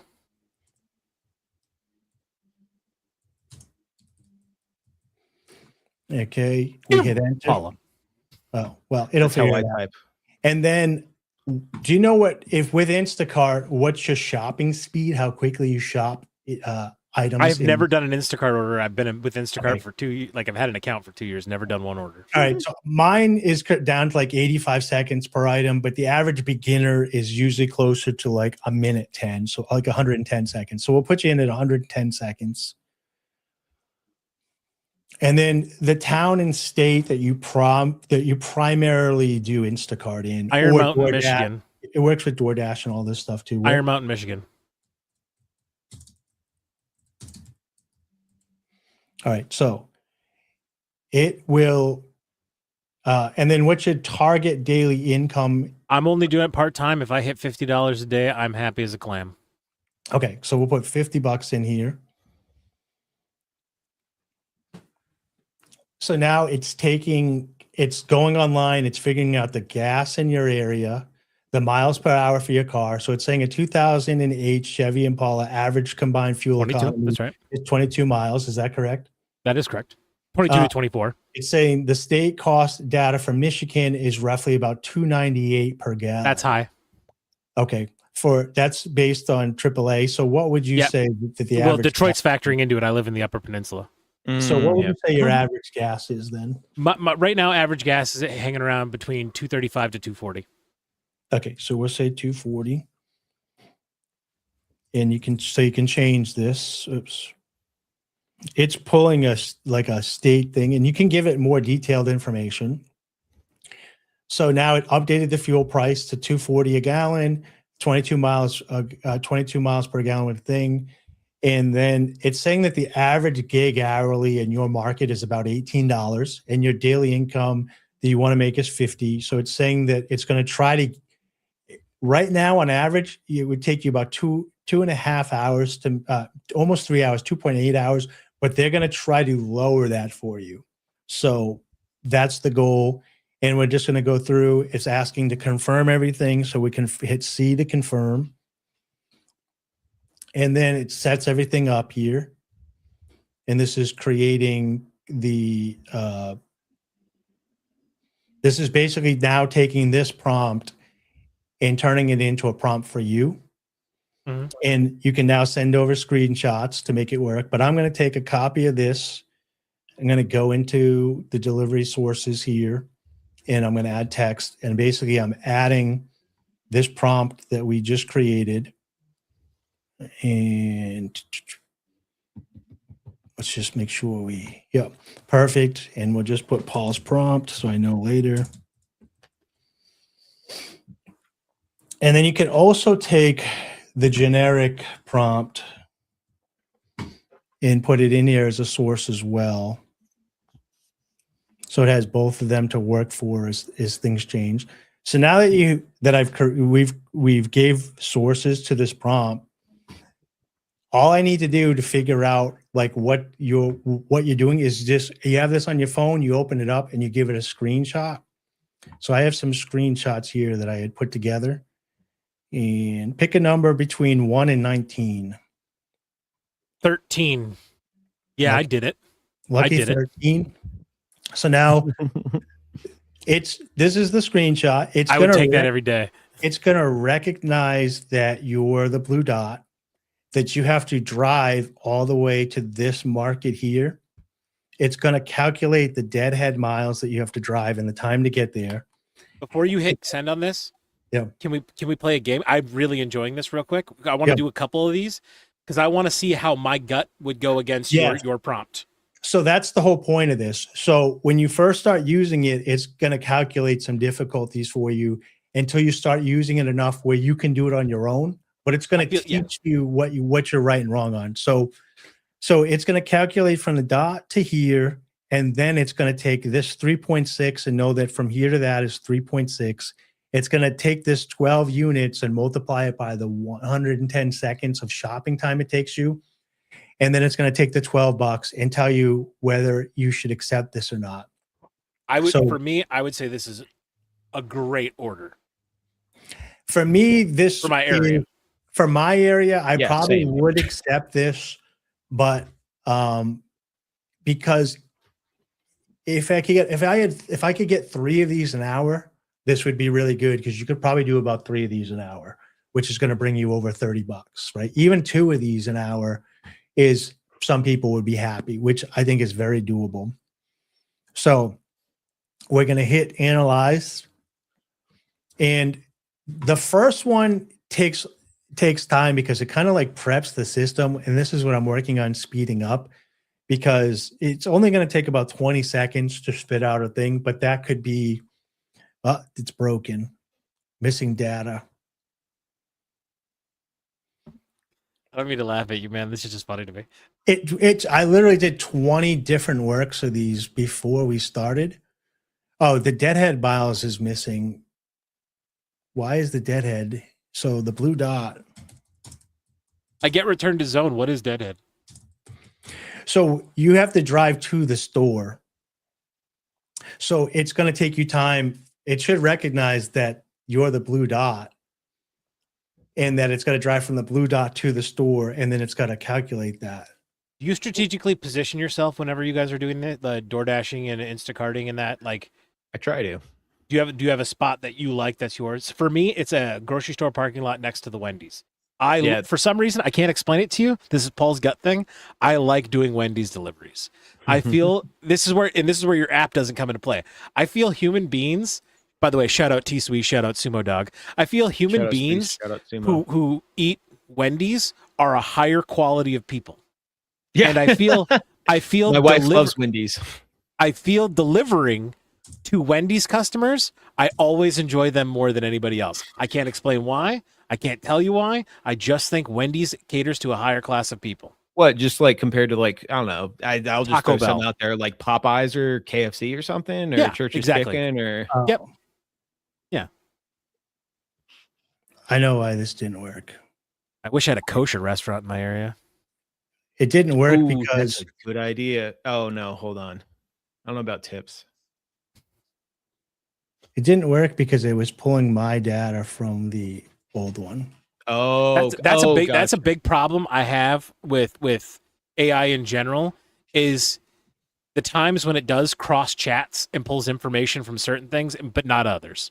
It's like, how come you're not consistent? Yeah. You know what I mean? Either you remember everything or you don't. It's like based on your reselling history for some things, then for other things, I'm like, please, the resale value. That's why I'm asking about this. That's why I like, if I was to do what you're doing here, Dave, I would build it as a GPT. I get what you're doing and I like what you're doing, but I think this would be better served as a GPT. I just don't know how you would do it. That would be this is going to be a basic, I'm turning it into an app, but this is going to be a starter prompt that people can get and use. So I'm going to put the data back in here. Shopping speed, we're going to do 110. I'm using Gemini now. I put the 2008 Impala in there. And what'd you say the gas prices were? 240. Anyway, yeah, say 240. You know what? Put 245. Just put it on the high side. See, why is it still pulling Concord, New Hampshire? So I got to fix my script because it's pulling data from my city and all this Yeah, stuff. I run into stuff like that all the time when I'm working with. So I AI. literally I just did this thing hundreds of different times, practiced over and over again with different cities, different places, different whatever prior to this. And I'm like, I finally got this working. I think I might be able to put it up for sale tomorrow. And then we tested it, it doesn't work. So I don't even know what it's pulling from. I wonder if it's pulling the address from the deadhead miles from, because I'm looking at the script right now. There's nothing in it that says, in fact, it says ask the user whatever XXX and then fill in. So I don't understand why the language models are pulling Concord, New Hampshire, and Boston. Maybe from my IP address. Is that where you do a lot of your Instacarting? Is Boston? Like, No. Are you that close? Okay. I'm like an hour and 30 minutes from Boston. You're in small town New Hampshire, right? I forget how close everything is on the East Coast. I'm a little bit, I'm like 20 minutes north of Concord, which is not our biggest city, and about 35, 40 minutes north of Manchester. So you're in small town New Hampshire? Yeah. I'm in a village of 1,200 people. And is that where you do your Instacarting? Is that where you do your DoorDashing and that? So the reason I have the app set up so that it will do two scenarios here. Let me Do either of you Walmart Spark? I signed up, declined, and banned. It was too filled. That and Instacart in my area are all filled up. I just got fully approved yesterday for it. After I was done DoorDashing, when I got home, I got it fully approved. Did you sign up on your phone or your computer? I did on my phone. The first time I got denied the first time 2 years ago, and I can't remember. If I had to guess, it would be a mix of the two. This go around, because honestly, it was the eBay situation. I just did it all on my phone. So I used my phone, right? And it has 6 different sections that you have to fill in. Yeah. And after I filled in the first section, the app crashed. So I updated the app. It crashed one time. Mine crashed 6 different times, and then they denied me, saying that I only get 3 attempts to do it. And I was like, well, your app crashed. And they're like, sorry. So then I called them trying to get reinstated, and they said no. So anyways, so to walk you through the script, hold on, I got to remove this and stop sharing. So nobody has experience, because I was curious to know what the experience with Walmart Spark is. My buddy, I've heard it's a really big moneymaker. My buddy Chad's doing it. He likes it. So yeah, Chad talked about it last week. It seems like that. I would prefer to do that as well, because I've got like 3 Walmarts around me, and so all in like almost equidistant from me. But unfortunately, it is completely filled up in the area. I'll tell you right now, Chad likes delivering, but because of money wise. But I highly recommend. The reason I'm making this is you want to be a professional shopper, in my opinion. The 2 apps that I would 100% sign up for right off the bat, Instacart and Shipped, and then I would sign up for merchandising, which is a couple of the different names would be. Sorry, let me pull them up. Field Agent, Field Agent, Merchandise Survey, and I forget the other one, Moby, but not Moby. Anyways, the reason why is say the 3 of us get a job for $15, right? Or $20.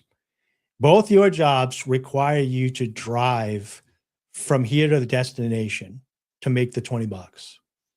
My job requires me to put groceries into a cart, no driving. The only way for you to get your delivery there faster to make more hourly is either to speed or to get more deliveries that are 20 minutes away, $20. If I learn a store, especially a difficult store that no one's doing, that the price goes up and I know it inside and out and I can go in and shop that, and the average shopper is picking at 110 seconds per item when they first start, and then the average good shopper drops to between 50 seconds and 60 seconds, I can double the income I'm making from shopping within a couple months of learning a store and customer service. Then I start texting the customer and hey, I'm your professional shopper. What changes do you make? Let's walk me through anything you need. I'm going to fix it for you and we're going to do it. Now you can work for tips. So with Instacart, I have days where I'm in a good area, like Plymouth, New Hampshire, Montpelier, Vermont, and other ones, where I'm making $45 to $55 an hour because I position myself as a professional shopper and I learn those stores. And the app will say, this is expected for you to shop and finish it in 101 minutes, and I'll finish it in 30 minutes. So I'll finish it in half the time. They're paying me as if I was taking twice as long. Then the customer likes what I did and they up the tip. And then I'm only driving it 2 miles, wear and tear and gas. So, Okay. Quick side follow-up question. Yeah. If you took money out of it, making money out of it, which one do you enjoy doing the most? Like if money wasn't a factor, like which one do you just enjoy actually doing? That depends, but I do like the grocery shopping. It's fun to go buy stuff and being in the store. And especially in New Hampshire, the people are so friendly that work there. They're constantly saying hi and what's up. And I'm hard to miss with the beard. So like the people at the delis all know me and the milk people know me. So like, and you get community and there's hot ladies to look at in the stores. So 2 years ago when I signed up for DoorDash and Instacart, there was no Instacart orders ever in my area. Yeah. And my big problem with DoorDash and the reason I never stuck with it was I would sit for 2 hours and I would never get an offer. You know what I mean? So this go around, yesterday was my first time dashing in 2 years. Yeah. And the 2 hours, I told myself 10:30 to 1:30, that's all I'm going to do. And then I'm going to go home, hang out with the dogs. It took 20 minutes to get the first order. But once I got that first order, it was go time. Yeah. And here was the cool thing I didn't expect. I enjoy meeting people. Like I've always been that way anyway. But the thing I didn't expect was going to these restaurants and like these people never met me. This is my first time dashing, ever seeing them. Like walking into Hardee's. Hey, are you the DoorDash driver? And I'm like, yeah. Hey, we got your order right here. Are you hungry? You want a burger? Yeah. And I'm like, no, thank you. They're like, it's free. You don't have to pay for it. I'm just like, no. I went to a custom, I didn't even know we had this like custom soda bar. They make like what you'd have in Utah, I imagine. But like, I went in there, they were like, you want a drink? You want a Red Bull? You know what I mean? Like just people offering like, thank you for coming and doing this. Cause DoorDash is like a huge part of our income. You know what I mean? Yeah. So that sounds like such a better experience. I mean, not only did when I tried DoorDash, I made like, I don't know, $30 total after working, I think 10 hours, but sitting around with availability on the app. But also like there was one guy at a Sonic that was like, oh yeah. He's like, oh, are you the DoorDash? He's like, yeah. All right, cool. Here's your stuff. And then I was like, I'm sorry, this is my first day. He's like, no, all right, you're good. And then there was a lady at the Home Depot that was nice. Everyone else, customers plus other people I interacted with, did not speak English and acted like I was just an annoyance. Well, you live in Colorado. Yep. Far as customer base, I think I only met, let me think about this. I only met 2 customers, actual face-to-face yesterday. Everywhere else, I was delivering to their works, and all these places now have a DoorDash drop area. Yeah. Like it's a cubby designed for it. So I will tell you a couple of things. Nice. This is how I would position myself in the app. So one, I think you have to mold the app with all these things because they sell the idea of the apps as, and this is, I mean, promotion for me. If people are watching this and you want to come in, I have right here with the free gig app. Of course, it's not sharing because I have to do that. I put together a list to help people out here. This is if you go into the link here, hit the free Gig and Deliver app. I got 170 apps, 180 apps now. Master list, how to use the list. I was going. Okay, can you explain it a little bit? Because I went through this yesterday and I didn't quite understand it. Now I'm understanding. Okay, I see there's tabs at the bottom. I didn't see that yesterday. It was on phone. So so if you got on your phone and you open it up, you probably want to open it up in Google Sheets. So open it up with your Google account and open it up in Google Sheets so you get the full experience. But basically, there's a master list so you can sort by, the master list. But I've added a category, a work type, and then pay structure and vehicle. So like if you want contract work, hourly work, if you only have a car, then you want to make sure that the vehicle type's correct. And then I've broken it down. So like business owner, for example, probably isn't what everybody needs, because this is for people that are trying to take it to the next level. Like they have a cargo van and they're delivering furniture for roadie or whatever, and they want to start opening their own thing. Here's some go-betweens that are gig apps, that's businesses. But then like DoorDash falls into delivery on demand. But there's also delivery routes for people too. So like if you like Amazon Flex, for example, which is the major one, where you get a route assigned to you, and for a block of doing work, you get paid X amount of dollars. These are all the ones. And so if you like food delivery and you like routes, then there's a new app called Lunch Drop, which is basically when offices call in their lunch order and there's like 20 or 30 people that are all getting from like every Wednesday, they get from like Jersey Mike's or whatever.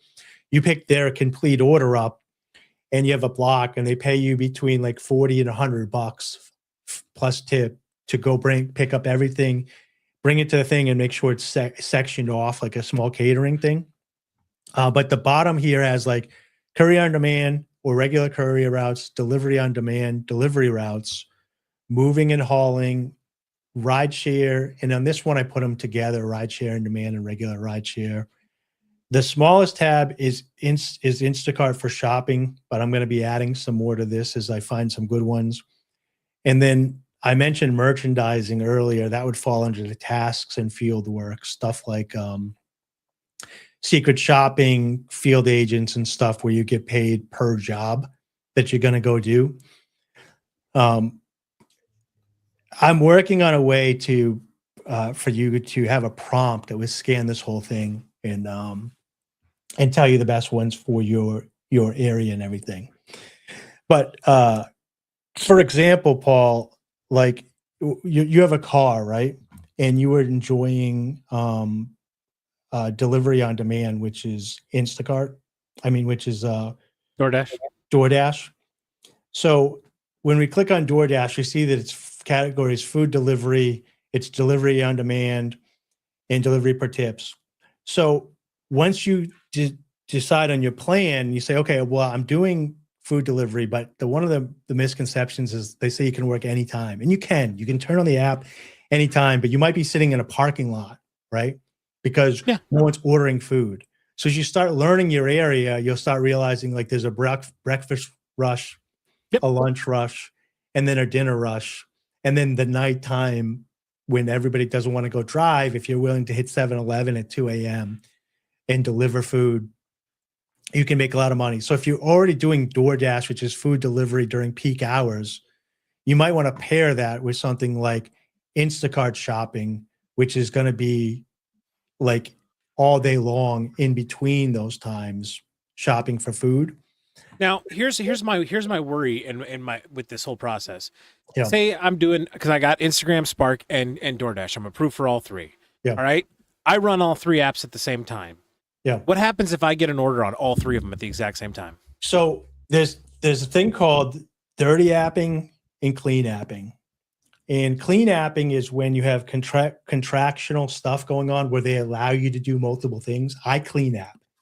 So I do the medical courier stuff. I'll get a route at like noontime and it'll say due by 10 p.m. So I have from noon until 10 p.m. to deliver all the packages that I have. As long as they get there, they don't care. So as I'm driving, I might grab an Instacart order and do that in between. I'm not violating the contract of the medical courier because they say you can. Dirty apping is when you get a DoorDash order and you pick it up, and then a better order comes in from Instacart and you pick that up, and now you're like delivering the DoorDash thing, but stalling on going to start doing the grocery delivery. And depending on how much time you have, you're basically misleading the grocery shopping person because they think you're on the way to the store to start grocery shopping, and really you're going to deliver a DoorDash thing. So what you should do is, once you get a good order, shut the other ones off and then go just do the thing that you're working on.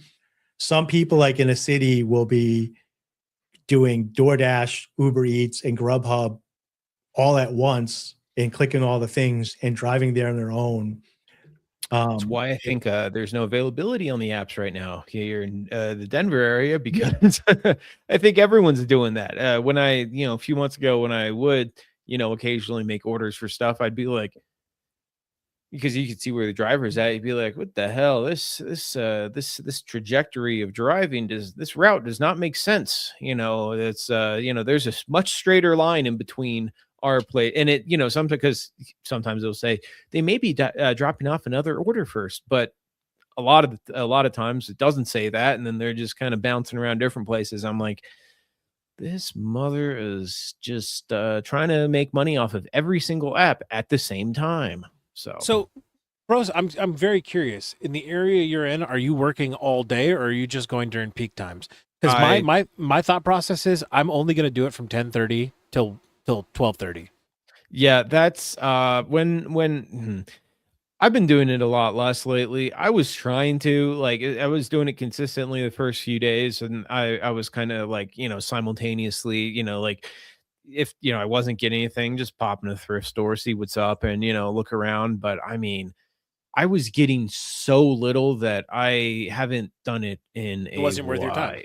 That was my experience the first time. Yes, again, I've only done one dash, and I could probably become curmudgeon the next one I do. But yesterday, I walked out of it like, man, I made $50 in 2 hours, and everybody was super nice. Yeah. I know that's not going to be the experience every time. Yeah, see, I got one day I got excited because I was like, ooh, $17 order. That's sweet. Well, it ended up being about 25 minutes away, and then it was actually combined with something else that it was. So the first one was like 15 minutes away, and then there was something else that was 20. It was a combined one. I thought it was for the same place. I was like, sweet, for 15 minutes. Awesome. I'll drive there. And then it was like, all right, sweet. Now drive to the next place, another 20 minutes away. And I'm like, now it's not worth my time. So a couple things. The reason I have the master list here is each area is going to be different, and not everything on this list will be in each area. And some of them are new projects. For example, that lunch drop-off is only in major cities right now, but Instacart was only in major cities. And I'm lucky enough, there's a place, I mean, I'll say it right here, sign up for Instacart on my link, but I'm going to Lyndonville, Vermont, and making over $60 an hour doing delivery for groceries, because there's markets up there that just got Instacart. So the stores are paying on a cost leader. Basically, you go to their store for delivery groceries, and it kicks you to Instacart so that people can get delivery from that stores. But since they have no shoppers up there, they're subsidizing those orders. So it's like, I'm getting a basic order that would pay like $20 down here, but up there it's $60. Now, granted, it's 2 hours away. Anyways, the purpose, the idea should be, when people are like, well, I lost my job, I'm going to do DoorDash. They download one app and they're like, well, this sucks. I'm sitting around all day. I can't do this, because they hear DoorDash makes $22 an hour. Well, it probably does in some areas and probably does in major cities. And you might have to see if it's worth driving somewhere else where it's expensive.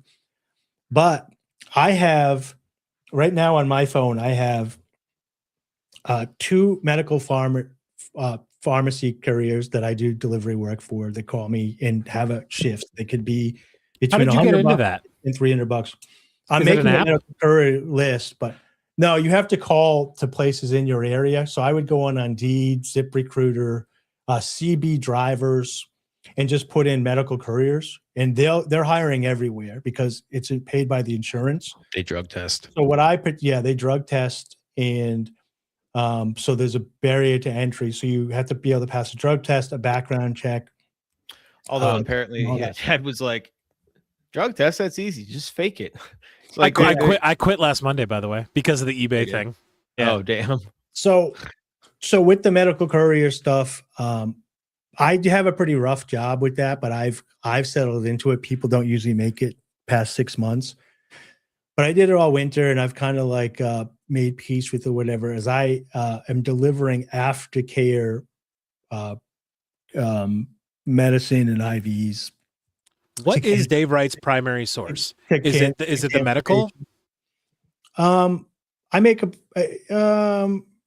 $100 to $200 a day on Amazon, and then I make another $100 to $200 a day with the medical courier, and then I make another $100 to $200 a day on the mixture of apps. Okay, when you're saying 100 on Amazon, is that net profit, or are you saying gross? Profit coming in, but I'm trying to fix at one point, the profit coming in monthly on Amazon was $14,000 to $20,000 a month, but I scooped up and lost pretty much all my profits last year, putting, the tariffs that, that everybody, not everybody, but a lot of people were gung ho about, or whatever. It's basically just money that the government takes to go to war with. It doesn't help anybody. It doesn't do anything. But we're all getting $2,000 tariff checks, right? So now I'm repositioning where I'm trying to work with local brands, and I'm in talks with a couple of local brands to sell them on Amazon. And I'd like to get back to that full time, where I'm marketing for individual people that have an idea that can sell to a community. The medical courier is very rewarding, but very competitive. And like I say, I have some of the same clients that I show up every day or every other day, whenever basically they get their chemo, and then they have a port in, and I bring them an IV of medicine and vitamins and stuff, and the food that they can eat during treatment. It's a little difficult because I don't really want to get into it too much. I try to compartmentalize, but let's just say one day I stop making the deliveries, and you just something you have to deal with. And then I do the grocery stuff, which is also customer service based or whatever, when you talk to the people. So between those things, I like them because you can teach them to other people, and it helps people move away from a W-2 mindset to a 1099. Which brings me back to the master list here is, if it was me, if I lost my job, and I had to make money, what would I do? I would sign up for Instacart. I would sign up for Shipt. The two difference between those two grocery shopping apps is Instacart is algorithmic based, meaning you're waiting for orders from random people. Shipt is a little different. You're getting repeat customers. So after customers use it a couple of times and they have a good experience, they can say, "Hey, I want this shopper again." And then you become the personal shopper for that. With Shipt. So if they're like, "Oh, dude, Paul's the best. We're exactly the same. He's a shaved head metalhead. So am I. I'm going to talk to him about music when he gets." I don't know. I'm just making this. I listen to Paul Simon, bro.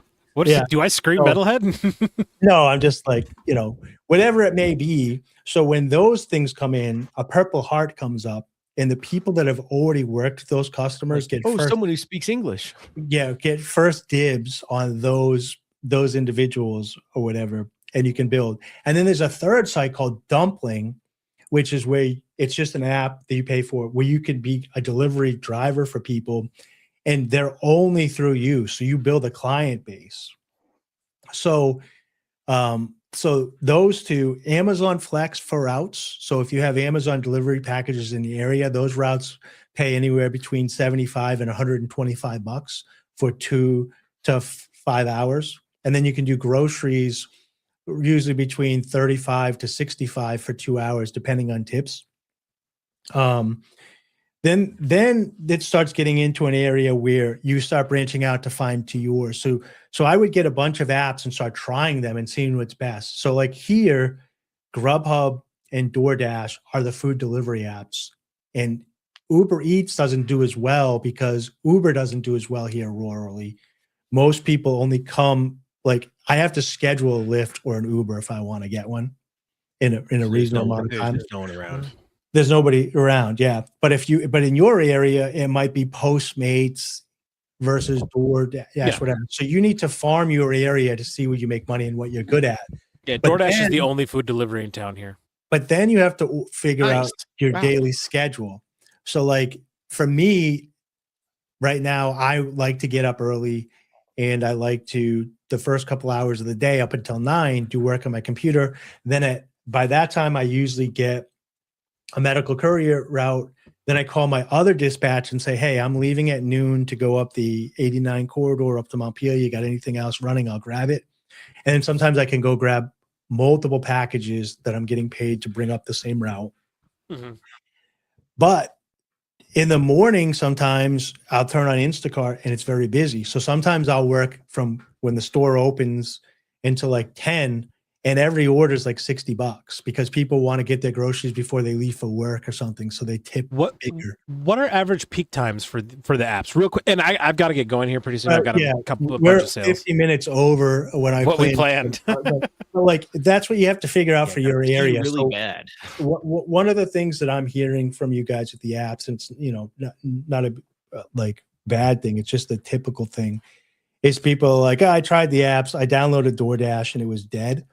But it's like, well, diversify. Yeah, you got to diversify. You have to have a business mindset where these are like jumping stones that you can always have in your back pocket, right? So if you're going to try a new business and you have a W-2 job, figure out the apps so you can make some money off them. Then you're like, okay, like I wouldn't be able to like kind of work on TikTok and this, that, and the other thing unless I had the ability to pull. Like tomorrow morning, if I wanted to go work 12 hours tomorrow on Instacart, and I might do this, I could wake up first thing in the morning, get in my car, work from be in the parking lot when the stores open, work until they literally close, and make $400 shopping for groceries tomorrow. And then I could turn on DoorDash after the stores close and deliver 7-Eleven, McDonald's, and Wendy's until 2 a.m.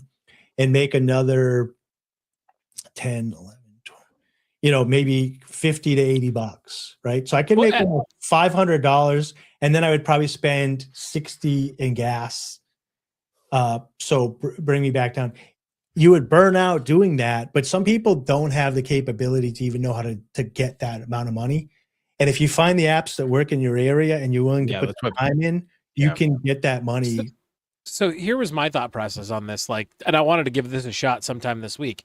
I'm assuming breakfast rush for food delivery is going to be between 6 and 7:30 in the morning. That's just my guess. It's a little bit earlier than that. I was going to say like 5:30, like 5 to 7. Right.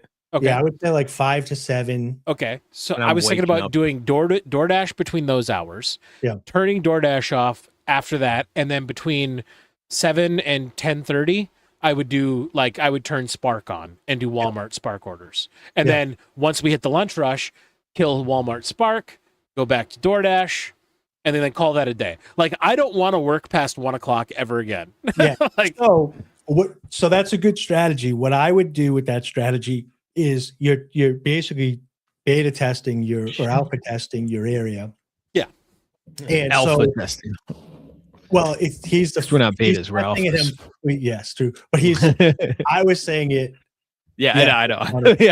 He's actually testing it himself. So I was wrong. So anyways, you would probably find that once Spark opens, you don't even need to go back to DoorDash, that the Spark would be more profitable to continue into the afternoon. Now, the other thing is when we use DoorDash and stuff, they're selling you constantly. So they make you believe that you need to keep a certain acceptance rate. And they're constantly like, oh, your acceptance rate's this.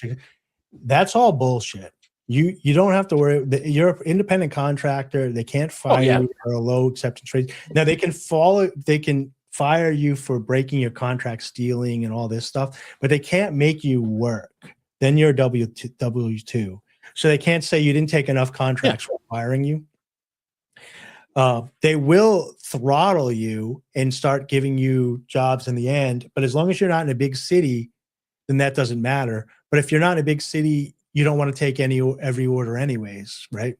So like, so you just got to find a balance between the two. So when I was doing this like full time and I was making content for Instacart online and using the referral codes and stuff, I was waking up and doing Uber and Lyft from 5 to driving people around to work from 5 a.m. to like 7 or 8. The stores would open, then I would shop all day.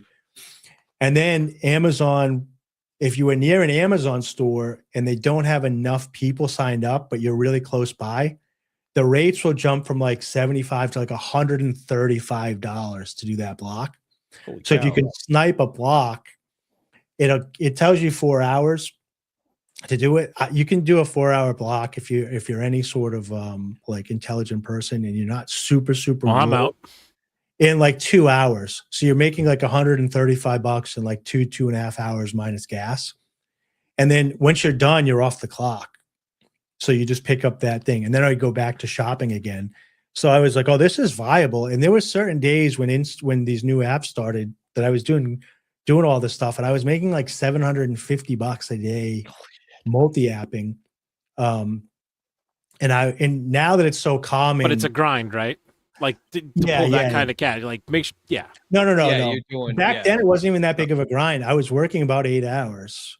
So like it was, but now because it's so competitive and so many people have joined that they're at the rock bottom. Just about all the Instacart orders before were like seen as a privilege, where it was for people that were getting their groceries delivered. And so they were tipping big. The stores were charging them extra or whatever. And the average order was like $35 to $75. Now the average order is like, if in a city, is like 11 to I would say 25 is like a good order.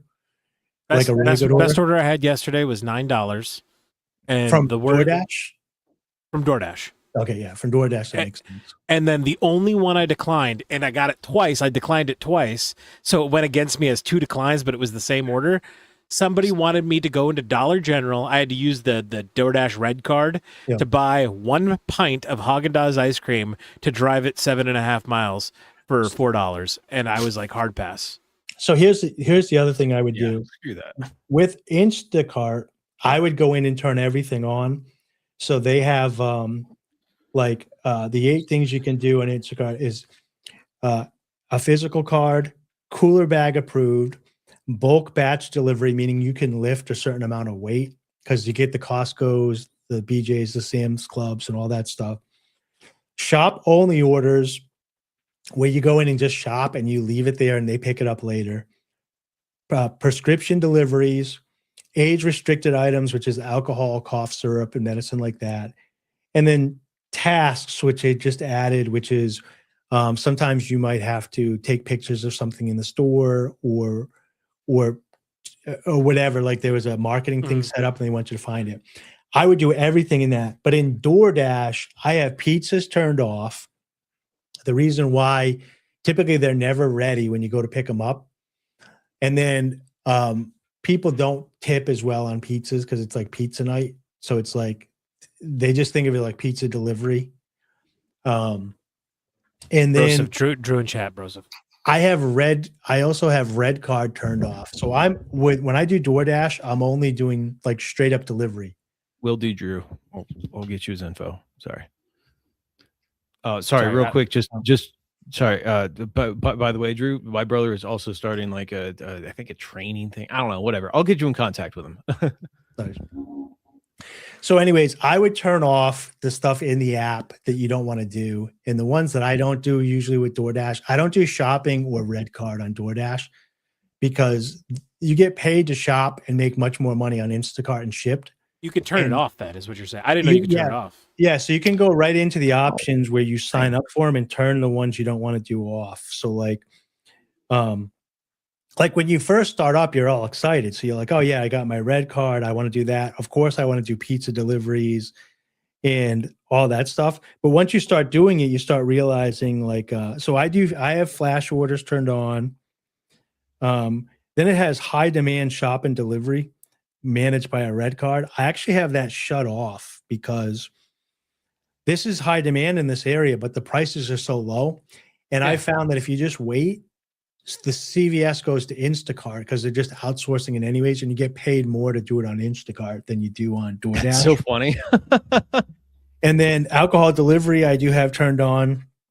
Cash and delivery, I have turned off. I don't want to deal with cash. I don't want people knowing that I have cash when I sign up, going to their house.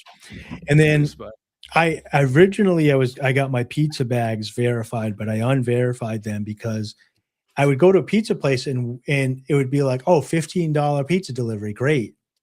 And then you go there on a Friday when everybody's getting pizza or whatever, and it's not ready. So you wait 15 minutes, then you get the thing, then you bring it another 15 minutes, and then you're 15 minutes away from where you were. So it ended up being like an hour for $15. And I was like, I could have done 3 $8 DoorDashes right now. Yeah. Of like I was McDonald's. gonna say this is what I do for cash on hand. Because I have enough coins sitting around. I just and so in conjunction with your fear about people having knowing you have cash on you, be like, oh, you got cash, don't you? I'll be like, yeah, dude, you want some fucking pennies? Well, it's more of like in this day and age, because I delivered That's pizzas true. and stuff back when it was all cash and I carried money on me and went to some shady places or whatever to deliver pizza. That's true. But nowadays, it just speaks volumes to me that the person that wants to deal with me wants to use cash. That's true. I could wouldn't know either that. be I just opted out of that. I was I gonna say only have flash deliveries on now. I was gonna say it could either be someone who's exactly like you or the farthest thing away from Yeah. So I would just mess around with the different things and see which ones you like and don't like. But what Paul was saying is right. Like so for me, like on a Friday or Saturday, if I have corn-fed podcasts on Saturdays, but on Fridays, if I were to go do DoorDash, I'll clean my car, I get my bags or whatever all ready. My trunk is really nice in the SUV because I have 4 cup holders back there. So like built in, so I can put I could drop the seat down, do deliveries, and put the cup holders if they order drinks or whatever. And if you just go to just flash deliveries, once you get your first one, you're getting another one before that one's even right as you're about to drop that off. So it's just like 5, 7, 8, 9, 12, 5, and you're just like, oh, I'm going to McDonald's, up back to Wendy's, back to Jersey Mike's. Yep, that's what yesterday was for me. And I had my first 2 orders in one, where I was picking up an order for one, and then it hit me. It was like, hey, you're right next door to this restaurant, and there's an order. You want to grab that real quick? Yeah, so if you can get into the right algorithm, I have had nights like you did where I'm making $25, $30 an hour and then minus gas. I prefer people get scared of them, but I had an order the other day. I'm really sorry. I really need to go to the bathroom. Yeah, it was. Yeah, let's wrap this up. Yeah, we can come back. This is the last story. I had an order the other day. 100. No, you can go to the bathroom. 199 items. 199 items. 150. However they would. It was only 150 different things, but there was multiple. So it was 199 items that I was going to pick up. Right. 199 units. 153 items. Yep. For grocery shopping, and it was an hour away south, but I was going that way anyways for my medical delivery to go back home. I had get paid to go drop off the stuff and I had to turn around. So I picked something up to get paid on the back end. But I went in and did that. It was 2 carts full of stuff. And I was able to get pretty much, it was like 10 boxes of cereal, 10 different chips, 10 different granola bars. So it was all very similar stuff. So the whole shop only took like 30 minutes for me to go grocery shop packed my car, and then I was driving that direction anyways to bring it back. But I think that order was $79, and then I talked to them a little bit, and they ended up tipping me more. So it ended up being $85 for under 2 hours of work, a little over an hour of work of driving. But I was already getting paid for the drive anyways, and I added that on top. Yeah. But the moral of that story is I was positioned in a way that I knew to check for that stuff. So like if you're just trying to pick one app, that's not going to happen. But if you think about yourself as a gig worker and these are all contracts that you can sign in your phone, and how do I use them together to make money instead of I'm going to work for DoorDash, I'm a DoorDasher, I'm an Instacart, I'm whatever. I'm a independent contractor, and these are apps that allow me to sign contracts. Then you can layer them for your area, and For sure. you can turn them on and and make money. So anyways, all right, we'll do plugs and we'll get the hell out of here. We're an hour and 4 minutes over. So My name is Paul. I got Sibling Revelry over on Rumble. It's a Saturday show I do with me and my brother. I also got Killing Time with Paul on Rumble. That is a Monday, Wednesday, and Friday show. Monday's TV night, Wednesday's movie night. Friday is Dealer's Choice night. Some nights we have a guest on. Some nights we just play jackpot games. Coming up this week, we have Forrest Mommy on, and we're doing box wine mommy night. So me and her are going to drink a box of wine together on stream. Come hang out, come chill. It rules. Phoenix Sales 85 on eBay, Phoenix Sales 85 on YouTube. I will eventually start putting content back up on that again. And if you're ever in the Iron Mountain, Michigan area, maybe I'll deliver your food if you're staying at a hotel. Done. And I will put the link to all Paul's socials below, including the eBay if you want to go check that out. And Broseph, I'll put the spotlight on you. What do you got going on? All right. Excuse me. I got a podcast on Tuesday night with Leighton Radner, Toad, and Tyler Yankee called Loser Cast, where we God damn it. The cat just knocked over a plant. I'm sorry. That rudely interrupting my plugs, Kitty. Anyways. No, we couldn't hear. Pussy, am I right? Yeah. Ruins everything. God damn. No, but anyways, let me refresh. Loser Cast, where we pick each of us picks a person each week who we nominate for Loser of the Week, and then we talk about them, and then we put a poll out, and then also on the show we discuss the past week's loser and who won the poll. So check that out. It is 10 p.m. on Tuesday nights Eastern time, 10 p.m. Eastern, and also check out my eBay store, Broseph Smith 420. I love putting you guys on the spot. Putting a spotlight. Yeah, so join us here. We do this, Dave. Do this like every Saturday night Eastern Standard. Every Saturday at like noontime, we're going to try to do this with at least me and Broseph. Paul's going to be the official, unofficial third mic. He's welcome for open invite every time, but I didn't put him on the schedule just in case he didn't want to stop by. Dalton and me are on hiatus tonight and next week, I guess. He is at his brother's wedding and he doesn't want to record Corn-Fed. I might be going live on Dave Wright the Thinker tonight with Alcia from Skankfest Slap Fights to talk philosophy. But if you don't, there's another show you could just sit back, chill, and watch. Yeah, I'm thinking about doing that instead because I'm not really in the mood I could use some rest. But anyways, my link to all the stuff that I got going on for the Wright Ideas is below. That's going to bring you over to the spreadsheet. My TikTok, if you want to join there and message me that you found me here, I'll follow you back. Working on that prompt. Don't know why it doesn't work. I tested it like 100 times before the show and it worked, and then it didn't work in the showtime, of course. But that's it. Everybody have a good day. Follow everybody's social media below, and we'll see you next Saturday.